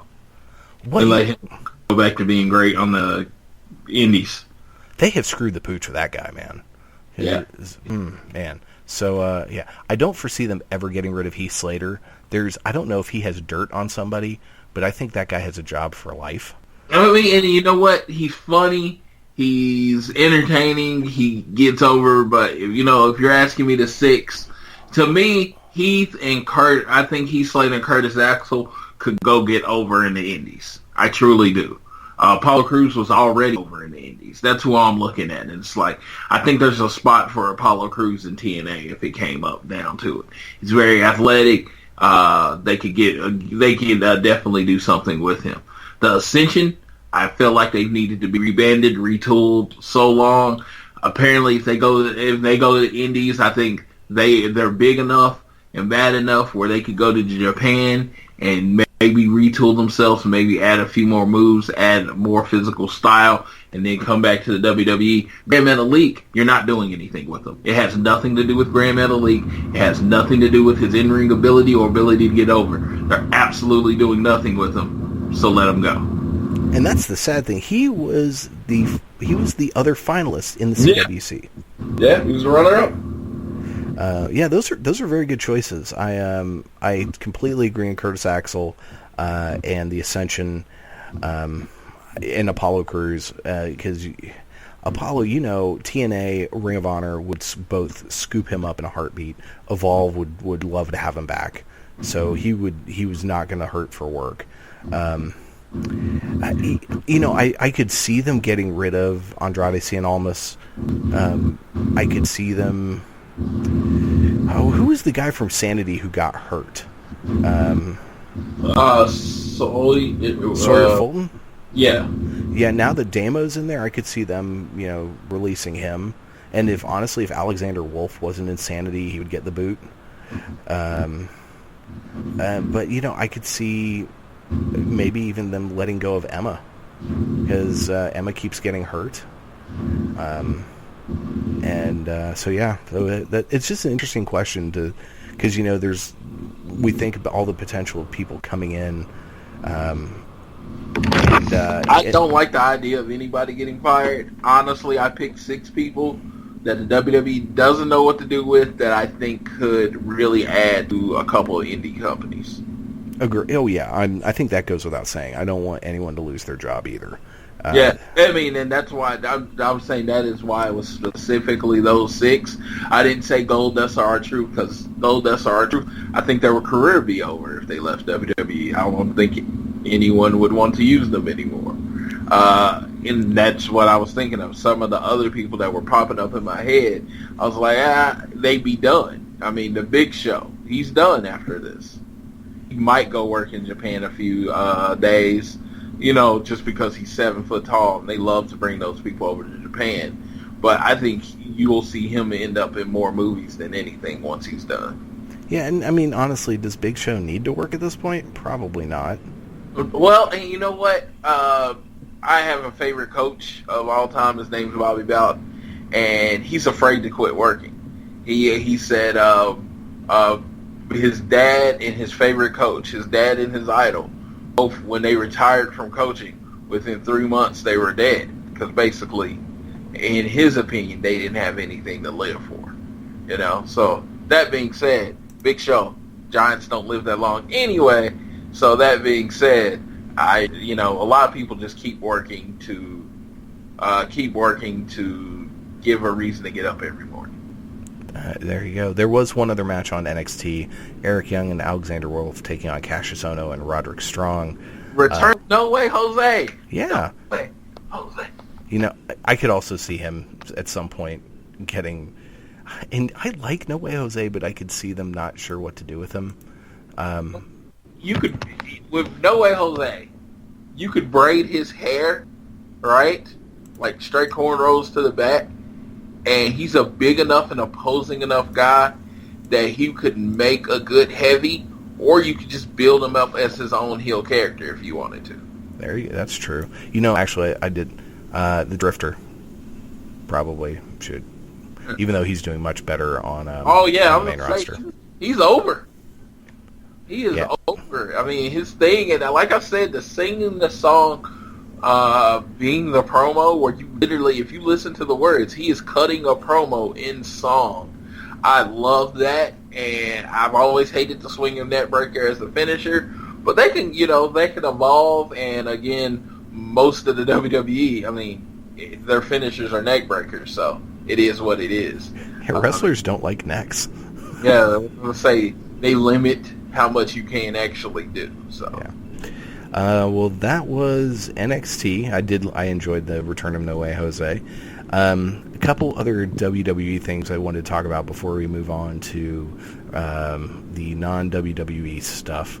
A couple of stories that were out there. One, CageSideSeats had the story, WWE has nearly ruined Seth Rollins, with the sub-headline, "How could anybody with a brain screw this up?"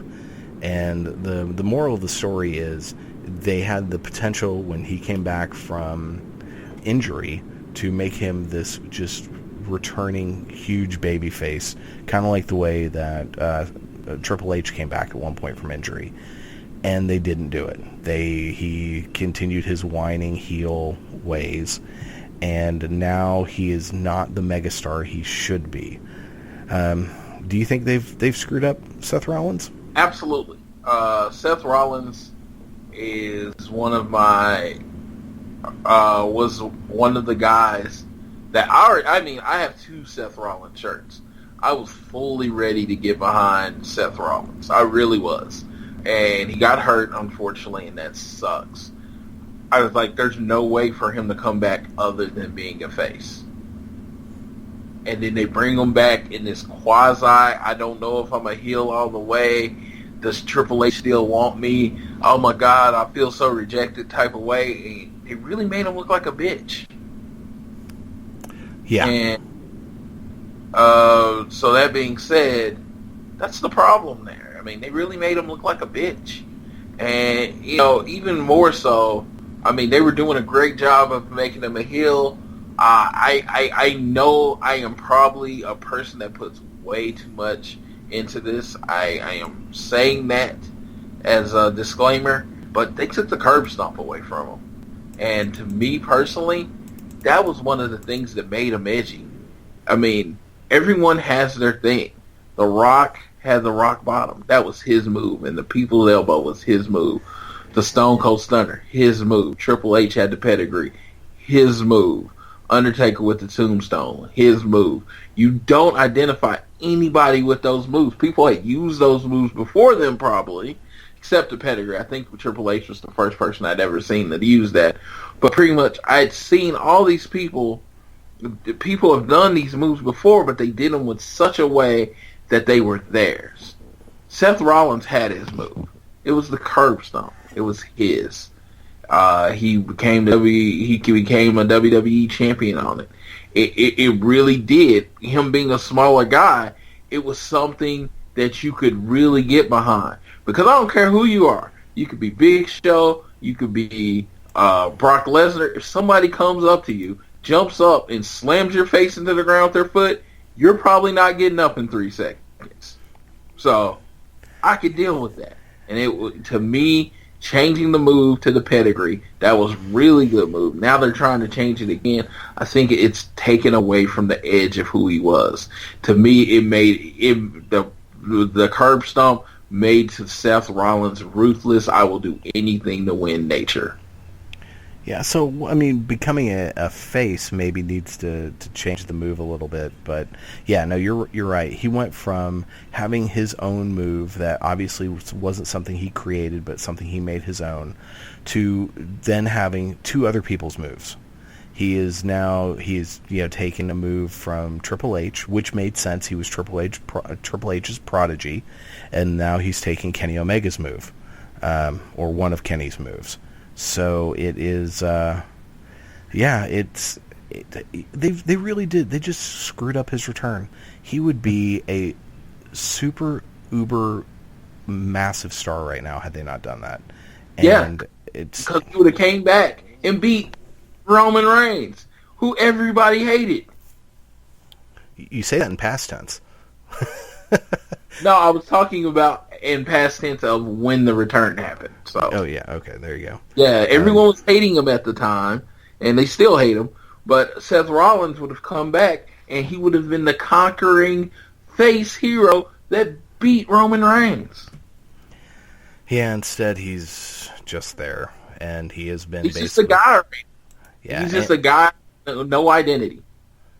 Yeah, exactly. And he has been, as this article states, he's basically been, supplanted by Finn Balor. Finn has taken over that role and is more over than Seth is now. And I think somehow, some way, if they wanted to do it, I think a move to SmackDown would help Seth Rollins' career. Yeah, Seth Rollins, he needs to get away. Just like when Ambrose moved to SmackDown during the initial brand split, he needed to get away from the other Shield guys. Seth needs to get away from the Shield guys. Because unless... Seth Rollins, he's so good, he could be your main face or your main heel. I don't think he should ever stay face that long. I think when he should have came back, won the title, been like a face for a few months, and then turned heel as champion. You know, I think he works better as a heel, especially with that stupid laugh that he has.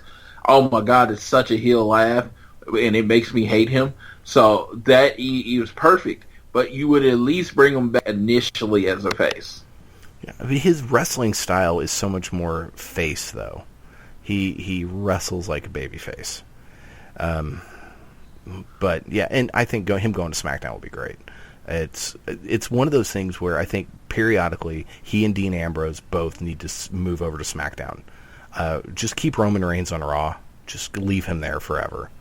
But periodically, unless you are going to do a full-blown Shield reunion at some point, the three of them should never be on the same show at the same time. Two of them, yes. So you keep, right now, let's keep Roman and Dean on Raw. Let's get Seth over to SmackDown. That would be much better. Plus, the potential of, Seth and Randy Orton had good feuds. Seth and John Cena had a good feud. And the potential of Seth Rollins versus AJ Styles. I mean, hello. Please, take my money. There was one other story. This one came from Forbes. And this was 5 ways WWE can win back its fans. So I thought you found this one, so we should go through this. I know you love the list. So I do. I love lists. So the first thing they mentioned is better use of timers. I think the use of Goldberg was great. We can argue about whether or not it should have been done and whatnot, but he came in, he was on complete fire, and they ran with it, and then they stopped it before it could get to the point where people turned on it completely. Generally speaking, when The Rock comes back, now he just comes back normally in for a huge pop, and the place goes apeshit for 15 minutes, and then he leaves. And that's also fine. But the whole, Brock Lesnar coming in... Kidnapping the title. Yeah, kidnapping the title. Or even for years, the whole thing with The Undertaker. He just appears for WrestleMania, and that's it. Yeah, and I had no problem with that. I mean, to me, it was like, use that instead of a celebrity spot. Undertaker was the celebrity wrestler in that case, You could use it to get someone over. You could, there was a lot of things with it. Yeah. So the next one on the list is stress the importance of the WWE and Universal titles. I completely agree with this. These belts need to be made to be very important.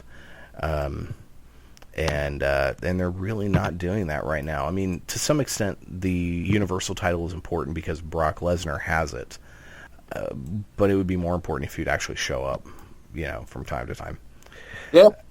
I mean, that's the key. I mean, I need you to wrestle. Even if it is showing up at a Raw and destroying someone that earned a title shot, I need you to wrestle. Correct. All right, the next one is stick with what's new but works.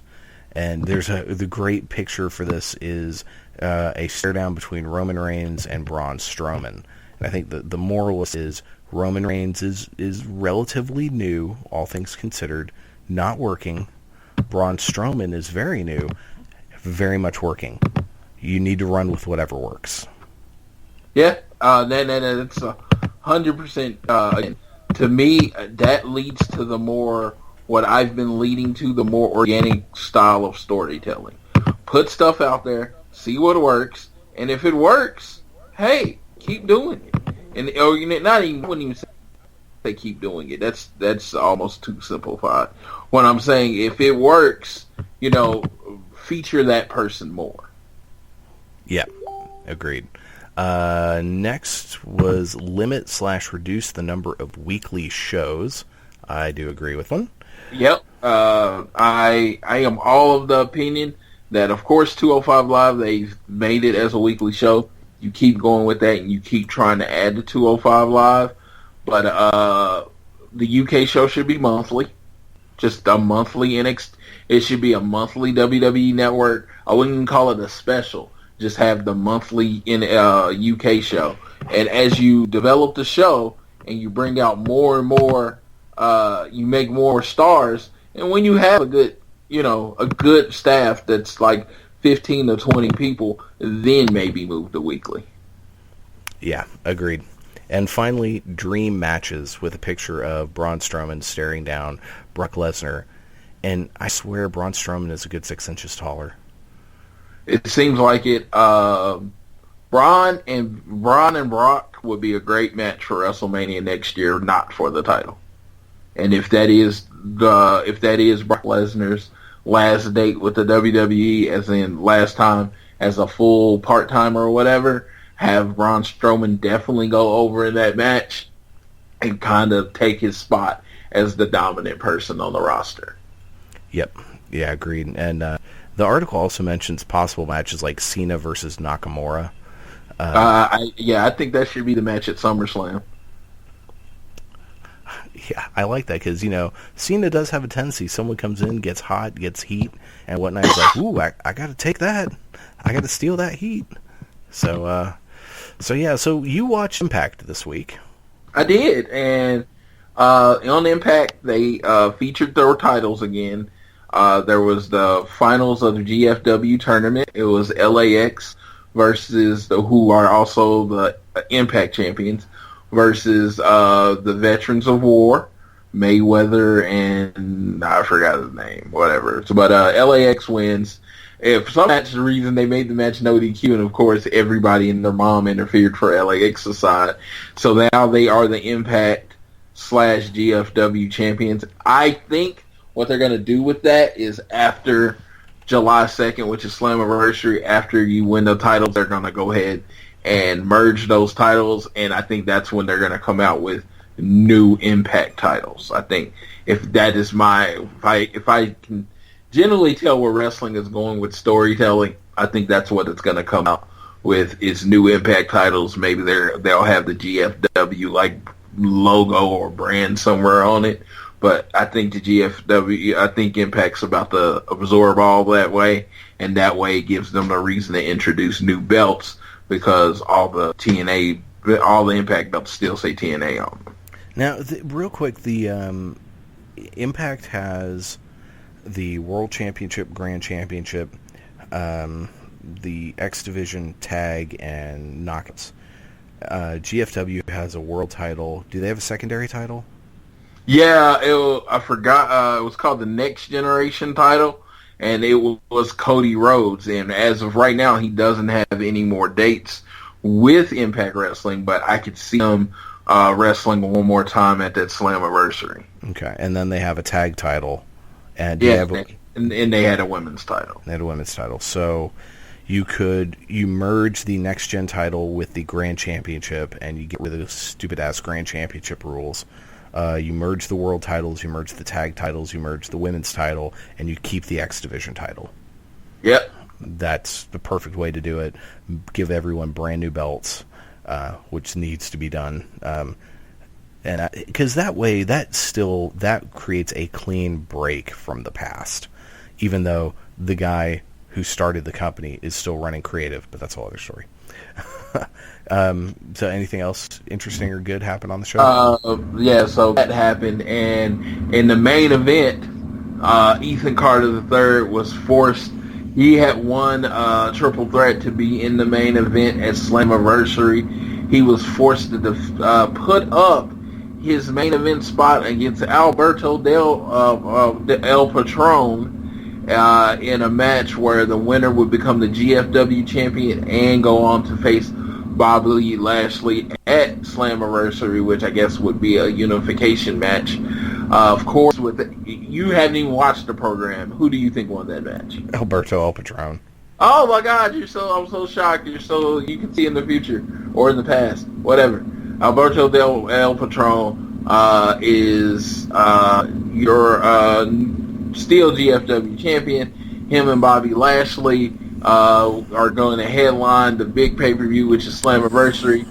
And to steal a line, that'll put some butts in the seats. Have they fought much?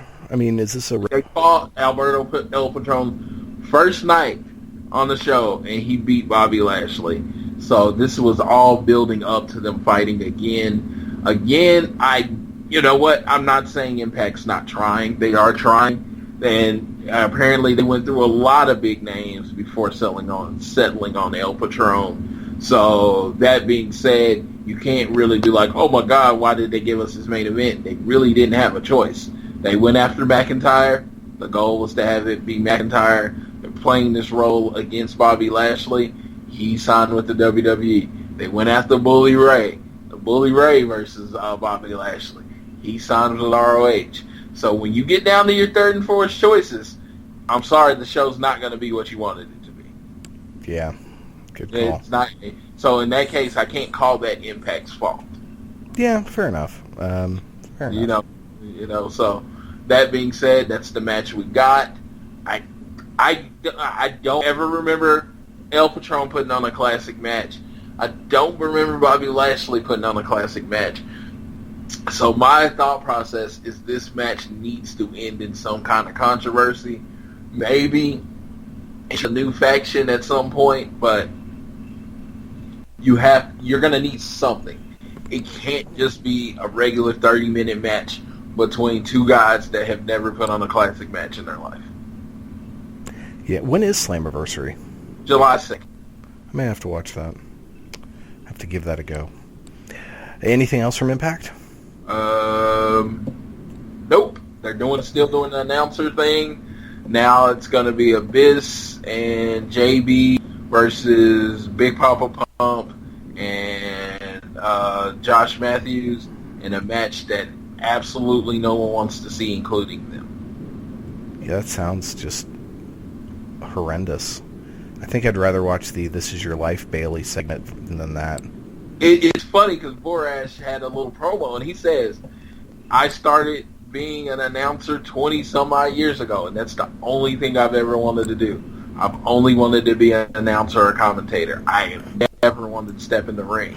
And it's funny, it was a great promo because you could tell he really, really felt that way. He never wanted to be a part of a promo or a part of a storyline, and now they have him wrestling in a match. And he say, who against Big Papa Pump, who is a legitimate psycho. He's like, I don't want a part of it. I'm not doing it. And it was just kind of believable because you say, hey, Floyd, you can wrestle one match against anybody on the world. Big Papa is going to be at the very, very bottom of my list because I've just heard how stiff he is. So who would you rather face in a match? Oh, AJ Styles. Well, no, I'm going to give you some options. Yeah. Big Papa Pump, Big Van Vader, or Brock Lesnar. Oh my God! So I'm gonna get the shit beat out of me no matter who I'm wrestling. Big Papa Pump can barely move anymore. Like Vader, he lost a little weight. He still gets around pretty good, and the fists don't go anywhere. And Brock Lesnar, I am actually terrified of as a human. So yeah, I'm going with Big Papa Pump. Good call. Well, I watched the most recent episode of Ring of Honor that's on their website, which means it's probably last week's. But it was really good. I enjoyed it. The show started out with a Bullet Club promo with the villain still sporting the Ring of Honor TV title, though he's no longer the Ring of Honor TV champion. We'll get to that in a minute. And Adam Cole came out and basically said, you guys made the worst decision of your lives, yada yada. And then Hangman Page said, you know what, we kicked you out of Bullet Club, I'm going to kick you out of ROH. And that sets up a match for next week, which probably already aired, and so I won't get to watch until next Saturday. But I'm looking forward to that. It'll probably be Adam Cole's going home. Speaking of Adam Cole, I saw on PWG's Twitter, or was it on their Facebook page? One of those two. They had a video. It was a trailer for their next DVD, which was called Head Like a Cole. And I think it was Adam Cole's final appearance in PWG. Because it starts out, he and Sami Callihan are standing in the ring after a match, and the place is going bonkers, chanting, "Thank you, Adam." And I tell you what, it looked amazing. I really, really wish PWG was easier to watch, because right now it is damn near impossible to follow unless you fork out the money for the DVDs. They, for a while, were part of that High Spots online streaming service, but I don't even know if that exists anymore, and I'm not sure how much it is.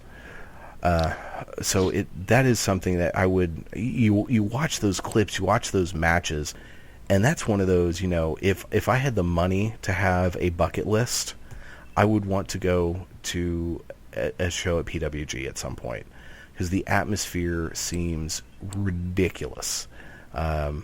So yeah, but back to ROH, that next week, or the next episode, we'll have Adam Page and Adam Cole facing each other, which probably means Adam Page is going to get the win, and Cole will be sent off. That will be the main event of that show.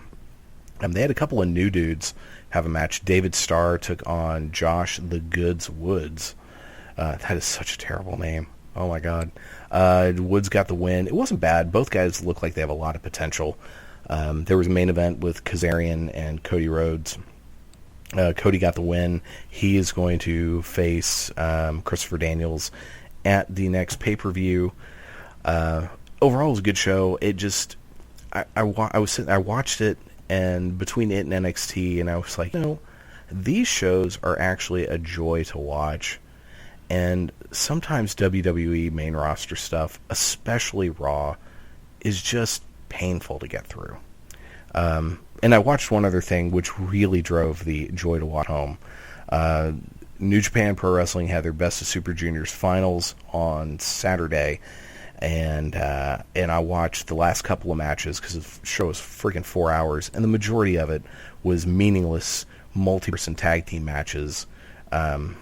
But one of them did have a really good stare down after match with Naito and Tanahashi, because Tanahashi's not too fond of the way Naito treats the Intercontinental Championship, which he just throws around, which is so good. And Tanahashi comes out, the old man who doesn't realize he's old and not cool anymore, still doing his air guitar, and he had some weird, his hair was partially braided. It was, if you're doing this on purpose, like you're the old guy trying to be hip, he is killing it. And if this is not on purpose, and he really is the old guy who thinks he's still hip, it's kind of sad. But the two final matches, there was a tag team match, Kenny Omega and Marty Scurll taking on Okada and Gato. This was really, really good. Marty got Gato to tap. Just a really good match, and it's setting the stage. The main event at Dominion, the next big New Japan pay-per-view, is the rematch between Kenny Omega and Okada for the IWGP Heavyweight Championship. And it's probably, my guess is that's going to be where Okada or Omega finally wins and beats Okada. But this was really good, a lot of fun to watch. And then there was the main event, which was probably a 5-star match. Probably going to be up in my top contenders for match of the year. Will Ospreay taking on Kushida. And it was, you've got to go watch it. Just go watch it. It was so stupidly good. Kushida got the win. His new finishing move he calls Back to the Future, which fits with his character, which I didn't quite get at first, because he's the time splitter. And he would always come out in this denim button-up shirt and this orange vest. And then it clicked one day. I was like, oh my God, he's Marty McFly from Back to the Future. And so his new finisher is a fishhook brain buster, which when he does it and he jumps, he goes right into a small package. And now I think this is also the move that Seth Rollins got into a little hot water on the Twitters. Because when they said that Kushida was calling this the Back to the Future, Seth Rollins said something along the lines of that move already has a name, and he got a lot of flack from the New Japan guys, like you're the last person who needs to be talking about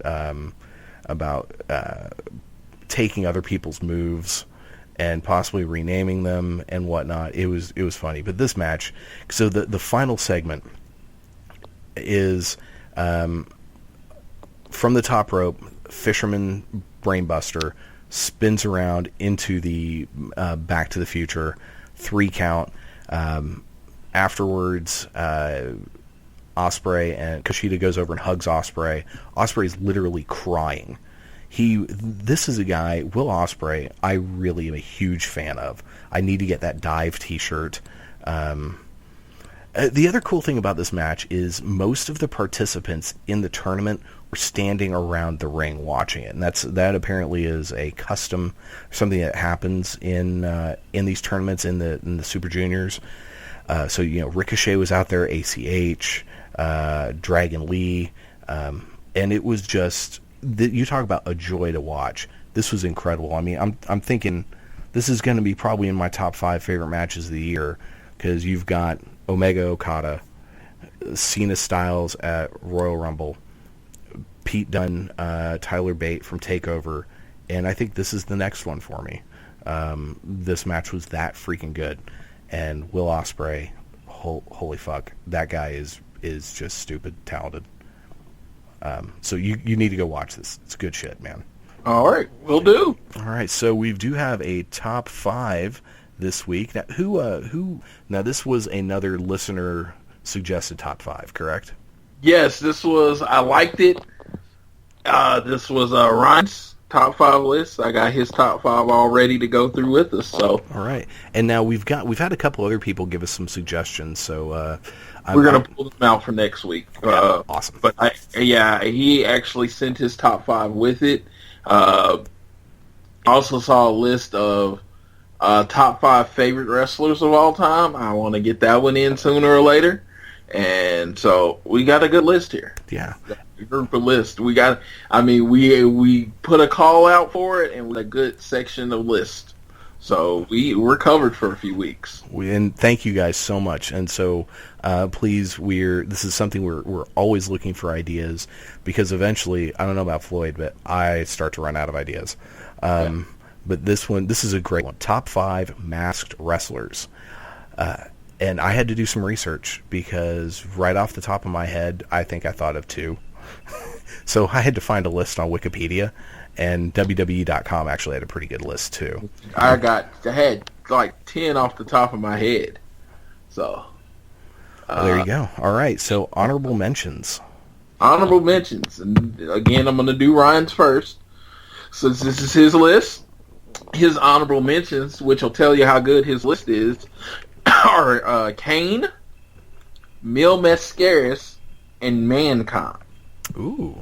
So that's a pretty solid top honorable mentions list.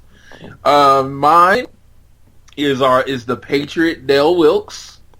Was he the one who was in WWE around 95? Yeah, with the eagle mask on. Yeah. Man, those are some dark days for WWE. It's you're in a low spot when Sid is your world champion. Yeah. But hey, Sid looked like $1 million. Sid did. He did, and he also could break a leg jumping off the top rope. But that's a whole other story. Ooh, that's so brutal. Anyway, continue. Honorable mentions. Pegasus Kid. The Pegasus Kid makes my list because Chris Benoit and Finn Balor both played this character. Nice. Okay. You want to talk about a who's who of wrestlers right there. Then Tiger Mask. Tiger Mask makes my list, but I honestly have not watched him wrestle a lot, and he's been played by several different people over the course of history. So Tiger Mask. And last but not least, you will be shocked to see him on my list. The generic luchador, El Generico. Very nice. So I was actually entertained by Sami Zayn when he played that character. All right. Well, my honorable mentions include El Generico, and I put him on my honorable mentions mostly because I've only seen that in clips. I'm most familiar with his work as Sami Zayn, so I didn't feel it right to put him on my top 5. Ultimo Dragon, King Cuerno, Pentagon Jr., Kane, and Gran Metalik are my honorable mentions. Okay. All right. Well, you start with your number 5 this week, sir. Right. My number 5 is Big Van Vader. Big Van Vader, Leon White. Yes. And he's just awesome. Yeah, he was. I mean, big guy. That he was the precursor to Samoa Joe and Kevin Owens. The big guy that can move pretty light. He could pull off a moonsault off the top ropes. Very good. Number 5 for Ryan is Tiger Mask. Number 1 is what he put. So, and for me, my number 5 is Mankind, a.k.a. Mick Foley. Let me just say, I've never been a fan of his in-ring work. but loved him when he came in as Mankind. I bought him as a legit threat to the Undertaker. Very nice. Very nice. All right, number 4. I guess I will continue. My number 4 is Prince Puma, otherwise known as Ricochet. You'll know my list has quite a number of Lucha Underground people. They're all like in masks. Damn near, yes. So yeah, Mr. Ricochet as Prince Puma. I just from the first episode of that show being just blown away by this guy, and that was my first exposure to Ricochet. And then I've seen him in New Japan, and he just, yeah, it's probably say the biggest mistake he ever made, because a lot of people believe he would be in WWE if it was not for that dumbass Lucha Underground contract that they had people sign. Well, I mean, he tried out for WWE once, and they passed on him. Really? Yeah. Huh? So how I mean, granted, it was before they really started going in that direction. So who knows? All right, who does Ryan have at number 4? Ryan has Big Van Vader. Very good. And I had Big Van Vader, so I just want to throw that out there. Our 4 words the same. And again, it's just like people don't realize how agile he was. He was an offensive lineman at Colorado. And it's funny, he started kind of, he was called Bull Power Leon on AWA Wrestling. Oh, what an awful name. Kind of wrestled as himself, just a big old version of himself. Since I can go more into him because he's made all our list at this point. And he was just a big old dude, and he went to Japan. And, you know, Japan was very much a viable option back then. Japan was actually number 2 for a lot of people that look like Big Van Vader. They loved big old Americans. And he got there, and he got the helmet. I think that's where the whole idea of the Vader came across, because it's very much an ode to Star Wars. He had a big black mask and bull mask that he wore, and I think that came from his bull power time. And he got over Japan. He got over. He won the IWGP Championship, and then he signed a big contract with WCW and WWE. But yeah, he was a big man that moved like a little guy. He did, and he was as stiff as hell, from what everybody says. When Big Ben, and when he punched you, he was just punching you as hard as he can. The only way he knew how to look real was just to knock the crap out of you. He was a guy that never, I mean, he completely ruled both Japan and WCW, and he did well in WWE, but he never got to that same level. You know, he was never WWE champion. I don't even think he won any belts in WWE. But I understand. If you really believe the internet rumors, because like I said, I like stuff after it's happening. We found that the reason he was never champion is Shawn Michaels didn't like working with him. Of course, because it was the Shawn Michaels show back then. Exactly. All right, so we're on to number 3. My number 3 is also a Lucha Underground cast member, Son of Havoc, otherwise known as Matt Cross. This guy is incredible. He was on Tough Enough, and why did WWE not go with him? I mean, I don't know. Some people just need more seasoning, or they don't fit the WWE personality, which is being willing to willing to do whatever, and not question anything. And I mean, I like him. I think he's a really good wrestler. So yeah, and again, not questioning things might be an issue considering like his background is in punk rock. So there's a whole lot of questioning of authority from that scene. So I could see him just rather do things his way, because he wrestles just about anywhere. It's, with Lucha Underground, it prevents him from being on, say a Ring of Honor or I think even Evolve. He can't be on any of the bigger American indies, but he wrestles in all of the small ones. He wrestles overseas. I'm honestly surprised New Japan hasn't picked him up at some point. And maybe he just doesn't want to go to Japan. That might have something to do with it. But I'm going to say it's a joy watching him work. So, all right. So, who does Ryan have number 3? So me and Ryan, again, and I believe this is an accident because I honestly didn't look at his list before doing my list. At number 3, we both have Mr. 619 himself, Rey Mysterio Jr. Oh, very nice. Is he on your list? He is on later. All right, so we'll more elaborate on Rey Mysterio Jr. when he shows up on your list. All right, so number 2, we're up to now. My number 2 is Jushin Thunder Liger. And he's just one of the greatest all-time lightweights. They did a nice little send-off to him at that Best of Super Juniors that I watched this weekend because it was his last Super Juniors tournament. And that's crazy to think about. This man has been doing the Super Juniors tournament. He was in one of the original ones, that one from like 94 that had Benoit and Jericho and that whole crew of people. He was in that tournament. And he debuted in 1984, so... My God. So he is in his 33rd year of wrestling, and his 4th decade. Wow. And, you know, he never... I don't think he's ever seen in public without that mask on. It was weird because he was doing commentary, and they kept showing, like, shots of him doing commentary, of course. The one I was watching had the English commentary.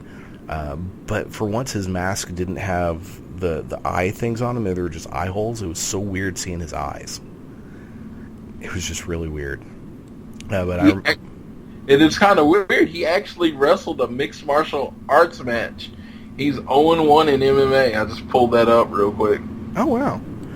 He has made one appearance in WWE, which he wrestled Tyler Breeze on NXT TakeOver Brooklyn, the original. And that was a fantastic match, and that was a great thing for Breeze. Breeze had nothing to do, and he basically told William Regal, I need a challenger, and he came in. Liger came in for one match, and he can say, you know, he worked a WWE show, because he had never worked there before. He was a big part of the cruiserweight division in WCW. When that was, you know, Eddie Guerrero and Jericho and Dean Malenko. He was a big part of that. He and Ultimo Dragon were big parts of that. And someone else was on y'all's list and will be on mine in a little bit. So who's Ryan got for number 2? Number 2 for Ryan is Ultimo Dragon, which did not make my list at all. So I will elaborate on him now. Ultimo Dragon, big star in Japan, came over to WCW.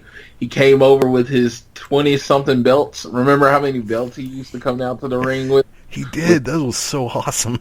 That was Sony Ono, because he wrestled all over the world. Apparently, the inventor or the perfecter of his finisher was the Dragon Sleeper. I remember I used to put that Dragon Sleeper on people, and I found out long ago it didn't work, actually. Maybe I was doing it wrong, but yeah, he was a really great wrestler. He brought in some moves that I've never seen before. The Selena del Sol right now that is used by Kalisto was a finisher I first saw used by Ultimo Dragon. Real quick, that finisher, that's basically sliced bread number 2, right? Yeah. Okay, just making sure. Just from a straight standing position without the running start. Okay. Yeah, Ultimo Dragon, it was fun watching him. And when I looked up the list of, of masked wrestlers, I think the picture they had on WWE.com was from WCW. And he had like 3 belts around his waist, a bunch of belts that he was holding. And what's so funny is there's certain belt designs that a lot of people have used. Like one of the belts he had was the old school classic NWA world title design, and the one that Ric Flair had before the big gold belt. And and another one was the classic Intercontinental title design, the belt that Macho Man and Steamboat held, that was shaped like that. So I think sometimes indie promotions, when they get belts made, like, yeah, I need a belt, let's just use this design, but say this on it. So that was interesting. But yeah, seeing all these belts, he was great. I remember watching him. I can't remember if he was the first cruiserweight champion in WCW or not, when they were doing that thing during the Monday Night Wars, but so much fun, such a talent. All right, so who do you have at number 2? Number 2 for me was Kane. He makes it so high on the list, just longevity. He was a spin-off character, of course, of The Undertaker, and everybody agreed he was a person that was found by Jim Cornette, and everybody agreed he could work. They just couldn't find a gimmick that worked for him. I mean, they tried everything, and nothing worked. He was in Smoky Mountain Wrestling, and he was really over there, but he just could not. Yeah, they could not find anything that connected with the audiences in WWE. He even, unfortunately, took the gimmick on as fake Undertaker, fake Diesel. Excuse me. Wasn't he a dentist also at one point? Yeah, Isaac Yankem, DDS. They tried everything, and then they came up with this character Kane. And he gained about 50 pounds of muscle. I can't say without a doubt that it was performance enhancing, but he was a big dude. He went from a skinny 7-foot guy to a dude that made The Undertaker look small. So he really put on some weight and could barely move for a while as Kane. And then, of course, he slammed down and to closer to for what his physique now. And we've got masked Kane, unmasked Kane, corporate Kane. We've gotten, but once he found something that works, to let you know how important it is to have a good gimmick. He's main evented many pay-per-views, been world champion, has pretty much worked every part of the WWE, and he's a beloved person. Everyone talks about how smart he is with politics, probably leading to the fact that he is running for mayor in his district in Tennessee. So, Kane, for a lot of reasons, makes an amazing number 2. Good call. He seemed like a pretty nice dude, too, on top of that.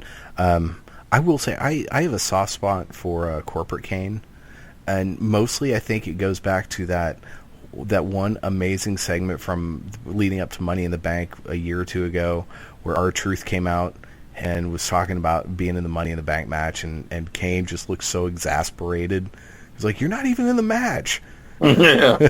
That is still one of my absolute favorite segments, like, of all time. It was so funny. Good call. All right, we're down to number 1. The number 1 on my list is Rey Mysterio Jr. And honestly, mostly for his stuff in WCW. And you know what? He is the smallest and short and in weight WWE. Was he the WWE champion or the World Heavyweight champion? But he was both. Of all time, he beat Randy Orton and Big Show in WrestleMania 21 for that title. It was one of the most depressing moments of my life. But you know, why?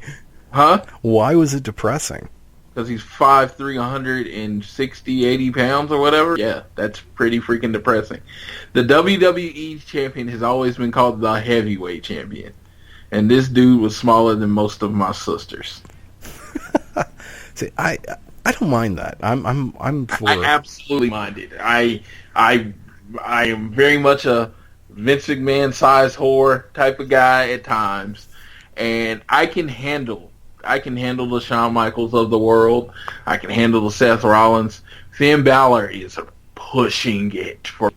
You know how much he's pushing it for me. So much pushing it for me. But Rey Mysterio was completely ridiculous. And he beat Big Show and Randy Orton in a match. Come on. Dude, Big Show literally could eat him for breakfast. I remember one of my favorite matches. He had a match in WCW against Ric Flair. And it might have even been for the title. And it was so good. And it just made everyone go, wow, this guy is really more than just a cruiserweight. I mean, he was already, he and Eddie and Dean were blowing people away with their matches.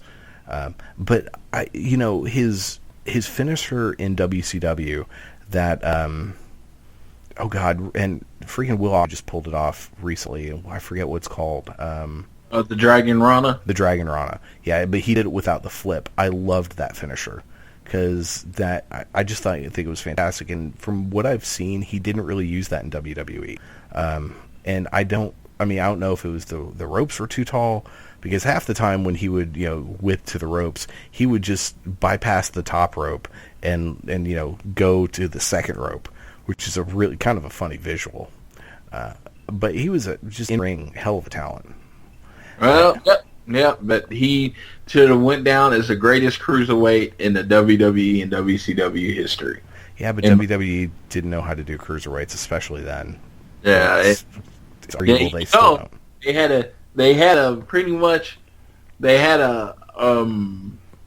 had a default, a plan from WCW that they had just bought that had done cruiserweights so well for a long time. Just do what they did. It's annoying. Like I said, love Rey Mysterio Jr. Think he's probably in my top 20 greatest wrestlers of all time. But yeah, being a heavyweight champion irks my soul. All right, so it's like, why have weight rankings if a 180-pound guy can be world champion?